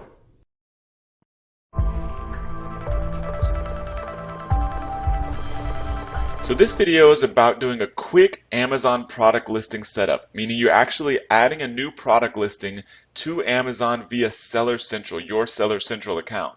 So the purpose of this lesson and action step is, first off, to be able to prepare an FBA shipment. To do that, you have to have an Amazon listing. So you've found your supplier. So now you found your supplier, and it's time to place your inventory order, your first inventory order. When you do that, and that supplier is ready to ship your inventory to Amazon, you'll need to prepare an FBA shipment, send those PDFs to the supplier. We cover all this in the next video. Send those PDFs to the supplier so that they're able to apply those PDFs. One of them is going to go inside the box, one of them is going to go outside the box, so that those packages go directly to Amazon, directly to Amazon's warehouses, so that the inventory automatically shows up in your account and you can actually start getting sales. But right now, all we're doing is a very quick setup of your Amazon listing, because full listing optimization is covered in detail in Module 4, but you don't need to do that just to get the ball rolling. Remember, we want you moving as fast as possible. We want you getting results as fast as possible. Now, some suppliers, for some people, for some products, may take a couple weeks. A lot of other suppliers may only take a couple days or maybe even one day. Just depends on the product, depends on the supplier, depends on the labeling and packaging. But either way, we want to make sure you're ready as soon as the supplier is basically ready. So right now, you're just going to do a quick listing setup for your Amazon product inside of Seller Central, and then just entering basic information, because you're going to learn exactly how to optimize your product title, how to optimize your product description, how to get good product images. You're going to learn how to do all that stuff in the next module, in module 4. Right now, don't worry about any of that. You're just doing the bare bones to get your product added to Amazon. So for now, you're just going to do a quick setup of your basic Amazon listing. Then in module 4, you're going to go back and edit this product listing and optimize everything. So we're going to fix it all later. Don't worry, everything can be changed. What you do now is not set in stone, so don't worry about that. You're just doing this so that you can prepare your FBA shipment, which is covered in the next video. So now I'm going to jump over to Amazon inside of Seller Central to show you exactly how to do this. So once you're inside of your Seller Central account, all you're going to do is go to Inventory, which is just up here, and then Add Product. So you just click Add Product, and then you'll be on this screen. So then once you're on this screen, all you do is click Create a New Product. Once you do that, you'll be on this screen where you're just picking a category. Now there's no perfect science to this. Really the best way is you want to choose the top level category that you see for the top ranking product that you found, that you're basically creating a similar product of. You just want to choose that same top level category to keep things simple. So say for example, if I want to sell the olive oil sprayer example. So I would just go find that category, which is home and garden first off. So it's home and garden, and then kitchen. So once I go to kitchen, then there's not going to be an olive oil category most likely. So I can look here and I can find something that's closely related, or depending on the top level category, you can get a little lazy and just do something like other kitchen. Ideally, you want to find the exact category, but you don't have to. So depending on the product, you may or may not have an exact category. Not a big deal. Just choose the closest one related to your product. The top level category, you want to keep that the same as the best-selling product that you found that's related to the one that you're going to be selling. Other than that, the subcategory, try to choose something as closely related as possible. If it's not exact, that's perfectly fine. Just find something close enough and click Select. So once you do that, the information you see here will be different depending on the product category. For example, some products have tons and tons of fields. They literally have about three times this many fields. So you're going to want to go ahead and fill out all that information later on. But right now, all you're going to do is fill out the required information, and it's not even going to be the final information you use. So for the product name, you just enter whatever product name you've come up with. So olive oil sprayer whatever the product title, it doesn't matter. You're going to end up changing it later. And then for the manufacturer, you can enter something like Matt's Olive Oil Company. Whatever your brand name is that you've come up with. So manufacturer is the same thing as your brand name because it's your brand name that you've made up. For UPC, so we haven't discussed this yet. So UPC is the same thing as your barcode. We've decided to do something very, very cool for you. Is that below this video, you'll see that we tell you how you can get a free barcode. Now, typically, we would recommend that people go over to a site like cheap-upc-barcodes.com, also included below this video. That's how you'll get all future barcodes if you want, or you can go to whatever site you want. There's tons of sites that'll give you barcodes. But we've decided to go out and buy a bunch of barcodes for you all and are basically giving each member one free barcode just to save you the time, save you the hassle. It's just our gift to you, so you can get moving with this business model and get your product up on Amazon. But to get that one barcode for you, you need to make sure, because we don't want to just give it to everybody for no reason. We're happy to give it to each and every single member, but we want to make sure you've taken the necessary action steps. So the first action step means you have to have your Opportunity Finder badge, and the second step, you have to have your Found Supplier badge. The one in this module, Module 3. The other badge is from Module 2. Once you get those two badges, you'll be able to unlock your unique barcode. Now, we're buying as many barcodes as we need to sort of satisfy our members. So there may be a time we may be out of barcodes for a day, one business day, maybe 2 business days. Don't worry. you're getting your own free barcode. You'll get one barcode, not an unlimited number. All the future ones you'll just need to go buy from a different site. But the one barcode you get, we may run out, so we may need to resupply them, but don't worry, we've got you covered. But yeah, below this video, you'll learn how to unlock your barcode, and that's all you're going to do is plug that number in here. You don't need the graphic image of the barcode for anything at this point. So don't worry about that. Don't make that a big concern. Just copy and paste the number you get inside of here. That's literally it. So all you're going to do is go through this and fill out the required information, just the ones with the red asterisks. For example, on the offer tab, only thing that's required, condition, you're going to make sure that's selected to be new. Your price, this is going to be your selling price that you want to sell your product at. You can change this anytime you want. Just enter whatever it is that you want. So $29.99, I'm just making something up. Quantity, don't worry about this because you're going to be using FBA, but you do have to enter something. So enter something, you can enter something like 100. It doesn't really matter. It's not going to apply to anything because you're not going to be using that. That's only if you're selling your own inventory. So as you can see, nothing else here is required. For shipping method, you want to make sure that this is selected. I want Amazon to ship and provide customer service for my items that they sell. This is basically just saying that you want to use fulfillment by Amazon. So leave that selected, and then the quantity isn't even going to matter because it's going to be FBA. So then you're just going to go, you don't need to enter any images. Don't do anything with images right now. For description, keywords, and for more details, only enter what Amazon requires you to enter. So you're going to have to enter the UPC, and then this button, as soon as this button lights up, that means you've entered everything you need to. There may be, depending on the product, you'll see some other required fields. In all honesty, just make something up at this point. If you're not really sure about it, don't go start sending us support tickets and all this kind of stuff unless there's something that's a real deal breaker question. At this point, just make something up, and then if you still have questions after you've watched all the videos in the next module, module 4, then come back and ask us, or ask us on the coaching call. Either way, just enter whatever you need to do to create your listing. That's all you're doing right now. Click Save and Finish, and then you will have satisfied what you need to do for this video.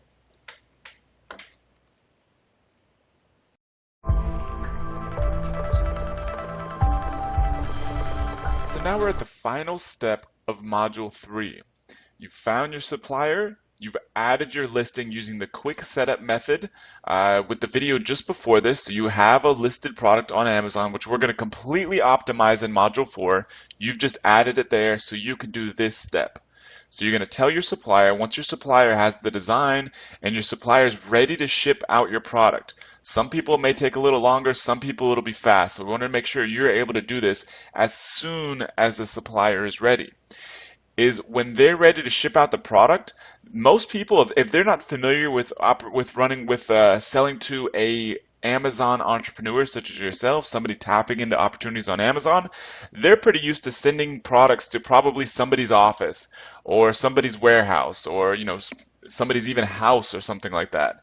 But in this case, they're going to be sending the products directly to Amazon's warehouses. So a lot of people these days are really familiar with this because Amazon's such a big place. A lot of suppliers already know how to do this. If they don't know how to do this, it's very, very simple. It's something that they can do even if they've never done it before, just by giving them some basic instructions, which will be provided below this video so that you can send them directly to the supplier. So here's how to prepare an FBA shipment so that you can have your supplier send your inventory directly to Amazon. So the purpose of this lesson and action step, mainly so the supplier can send the inventory directly to FBA. You don't need a third-party fulfillment company. You don't need to do any of your own fulfillment. You'll save a lot of hassle, time, and money and everything else using FBA. So you want your supplier to send your inventory directly to FBA. And it generates you 2 PDFs to email to your supplier. The first PDF you'll get is a packing slip. This goes inside of the box or boxes, depending on how much inventory you order, that your supplier is going to ship to Amazon. So the packing slip goes inside of there so that when Amazon's warehouse staff opens your box, they know exactly what's in the box and what's supposed to be inside the box. The second thing you're going to get is a shipping label. This is a shipping label that goes on the outside of the box. Now it's a UPS shipping label if you use Amazon shipping. So the supplier then hands the box off to UPS. But if you're using a supplier that doesn't ship using UPS or can't ship using UPS, you can either schedule a UPS pickup at their facility or just use whatever shipping method they do use, because you don't have to use UPS. And I'll show you how to do that, how to use any shipping method you want inside of the example you're about to see right now. So to send inventory to Amazon and prepare an FBA shipment, all you do is log into your Seller Central account, then go to Inventory, Manage FBA Inventory. You just click on that. I'm already on that screen though. Once you do that, you're just going to go find your product. If you're new to selling on Amazon, you're only going to have one product. All you're going to do is look for that product in here, click the checkbox next to it, and then click Send and Replenish Inventory. You can select other things from this drop down, but for now you're just going to leave Send and Replenish Inventory selected. So you checked your box, and then all you do is click Go. So then once you're on this screen, the only thing you need to change for now is how will you be packing your items for shipment. You're always going to want to select case packed items. That's really going to simplify things. So then whenever case packed items is selected, you notice that these two columns appeared. So units per case, this is basically the number of units in a box that you'll be shipping. You'll need to get this information from your supplier. So for example, if you ordered 25 units and you only ordered, that's all you ordered, but they can fit all 25 units in one box, you do 25 units per case. One case, as you can see, total units 25. This should equal the total number of units you're selling. On the other hand, if you ordered 50 units, but those 50 units have been split into two boxes, both containing 25 units, units per case, still 25, number of cases, 2. See, this is calculated. Your total number of units is 50. So I'm going to leave this as 1, but you'll need to get this information from your supplier to be able to prepare your FBA shipment, but you're just going to enter the number of units in a box and the number of boxes, and that's all you do, and then click Continue. Then on this screen may or may not pop up for you. Remember when I told you you're setting up your Amazon listing, you're just doing a quick setup. So whenever you do a quick setup, you didn't necessarily enter all the information you needed to enter to create the product. So Amazon may need you to enter something else. If you don't know the exact dimensions, I mean, you want to try to get them from the supplier, but as long as you're roughly right, it'll be fine. Trust me, it'll be fine. So enter whatever you think is the closest amount if you can't get the exact dimensions. So I'm just going to make up some numbers here because this is a fictitious product. So I'm just going to say 2 by 2, 2 by 5 by 2 units, inches, and click Save and Continue. So then on this screen, depending on how many units you're shipping and how Amazon wants these sent out, you may have multiple shipments here. That's no problem. All you're going to do is click Save and Continue and keep going. Now, if you only have one shipment, you click Save and Continue, and you only have to prepare one shipment. If you have multiple shipments, you'll have to go through the steps I'm about to show you a couple times or just once, but one time per shipment here. So don't worry about this. All this means is that Amazon is splitting your inventory between multiple warehouses. I wouldn't mess around with it. Just let them split it however they want. If they want multiple shipments, that's perfectly fine. Just click Save and Continue. So then on this screen is where you would see multiple shipments again, each having their own Work on Shipment button. So then there's only one shipment here, so I'm only going to have to do this once. If there are multiple shipments, you're going to click Work on Shipment multiple times just to complete each FBA shipment. So just going to click Work on Shipment. And now it's time to basically get the FBA items you need. So this first screen just says the same information you already know, 25 units per case, number of cases 1. Then you're just going to click Save and Continue. Now this is something you don't need to worry about right now. What Amazon is saying here is they're going to charge a little bit of money to label your own items. What you can do, which I recommend you not worrying about right now just because it'll complicate things, is if you want to label this item yourself, what you can do is have your designer put an FBA barcode, basically just a little graphic image. You can have them put an FBA barcode on your actual product packaging or label. And what that'll do is that'll skip this label fee. But right now, honestly, do not mess around with that. Just pay Amazon's little fee. It's not a big deal, and this will just simplify things for right now. You can worry about doing that later on. I didn't do it for literally over a year or two in my business. I didn't start doing this. I just recently started doing this. Not a big concern. Yeah, it costs a little bit of money, but really it's going to save you some time right now just to avoid it. So just going to click Continue on this screen.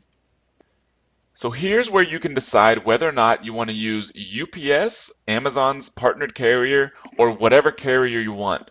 Now, I recommend, if possible, using UPS, but if you're shipping products from overseas, for example, or some suppliers, they may or may not use UPS. So you want to ask your supplier if it's okay if you give them a prepaid UPS label. If not, then you'll need to use another carrier. So if you use UPS, all you do is select this and click Save and Continue. Now over here, small parcel delivery, just leave that selected. Don't mess with that. We're not going to be less than truckload. We're not going to be worrying about that right now, or ever, most likely. But either way, so if you're using UPS, if you just want to use Amazon's rates, which are extremely discounted, as you can see, deeply discounted ground shipping, that's fine. If you want to use a different carrier, all you do is select Other Carrier. You can use DHL, Federal Express, UPS, USPS, or Other.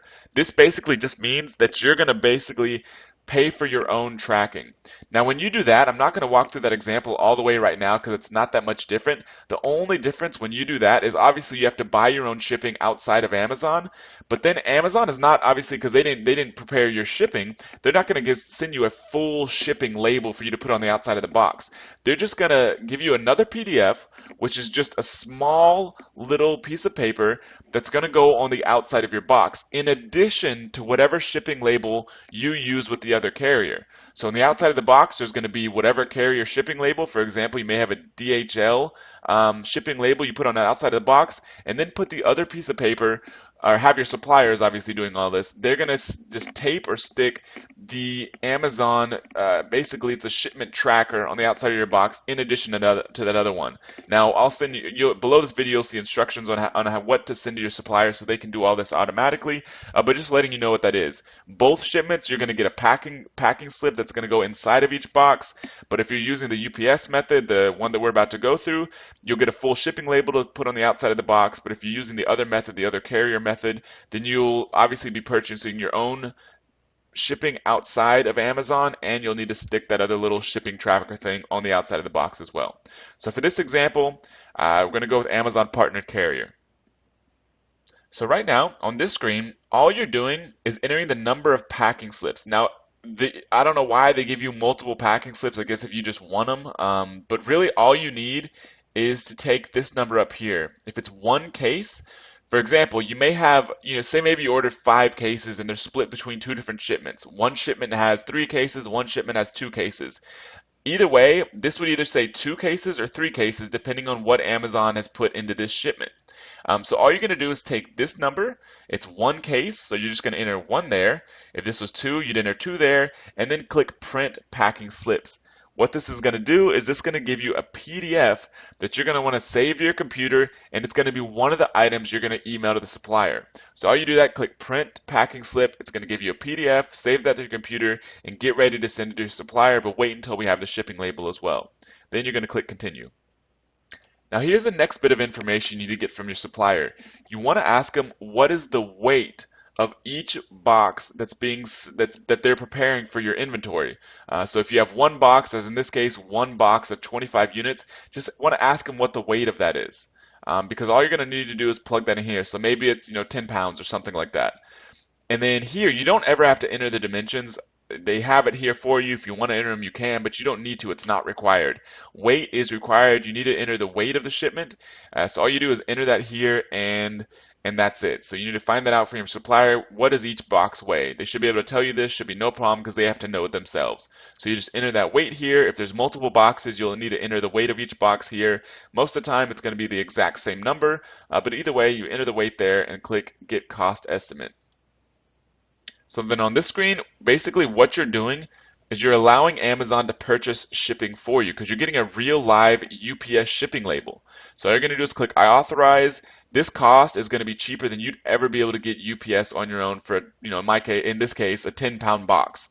Either way, this is going to be cheaper than you'll ever see it. For example, I've seen 60-pound boxes be, less than $20. I mean, it's insane. You'll never be able to get those rates from UPS. This is why, if possible, you want to use Amazon's shipping partnered carrier, which is UPS, doing this method.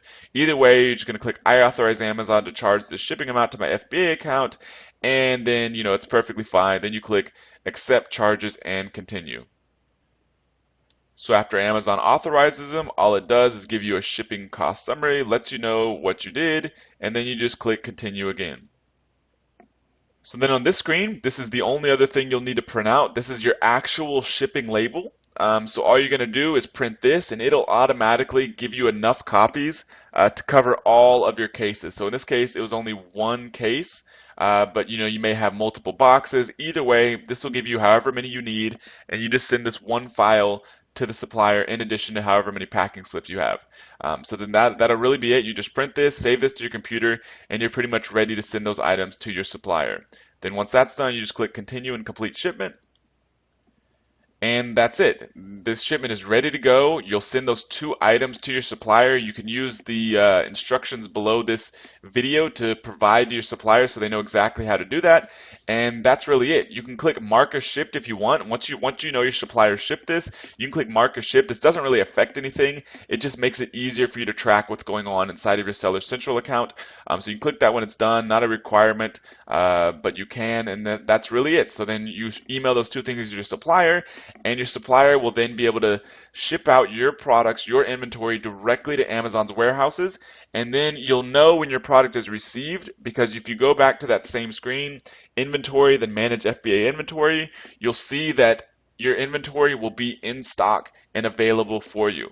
So that's it, and go ahead and do this right now. Create your first FBA shipment as soon as your supplier is ready. You obviously need to get those few pieces of data. Whenever your supplier is ready to ship out your product, you'll want to go ahead and do this.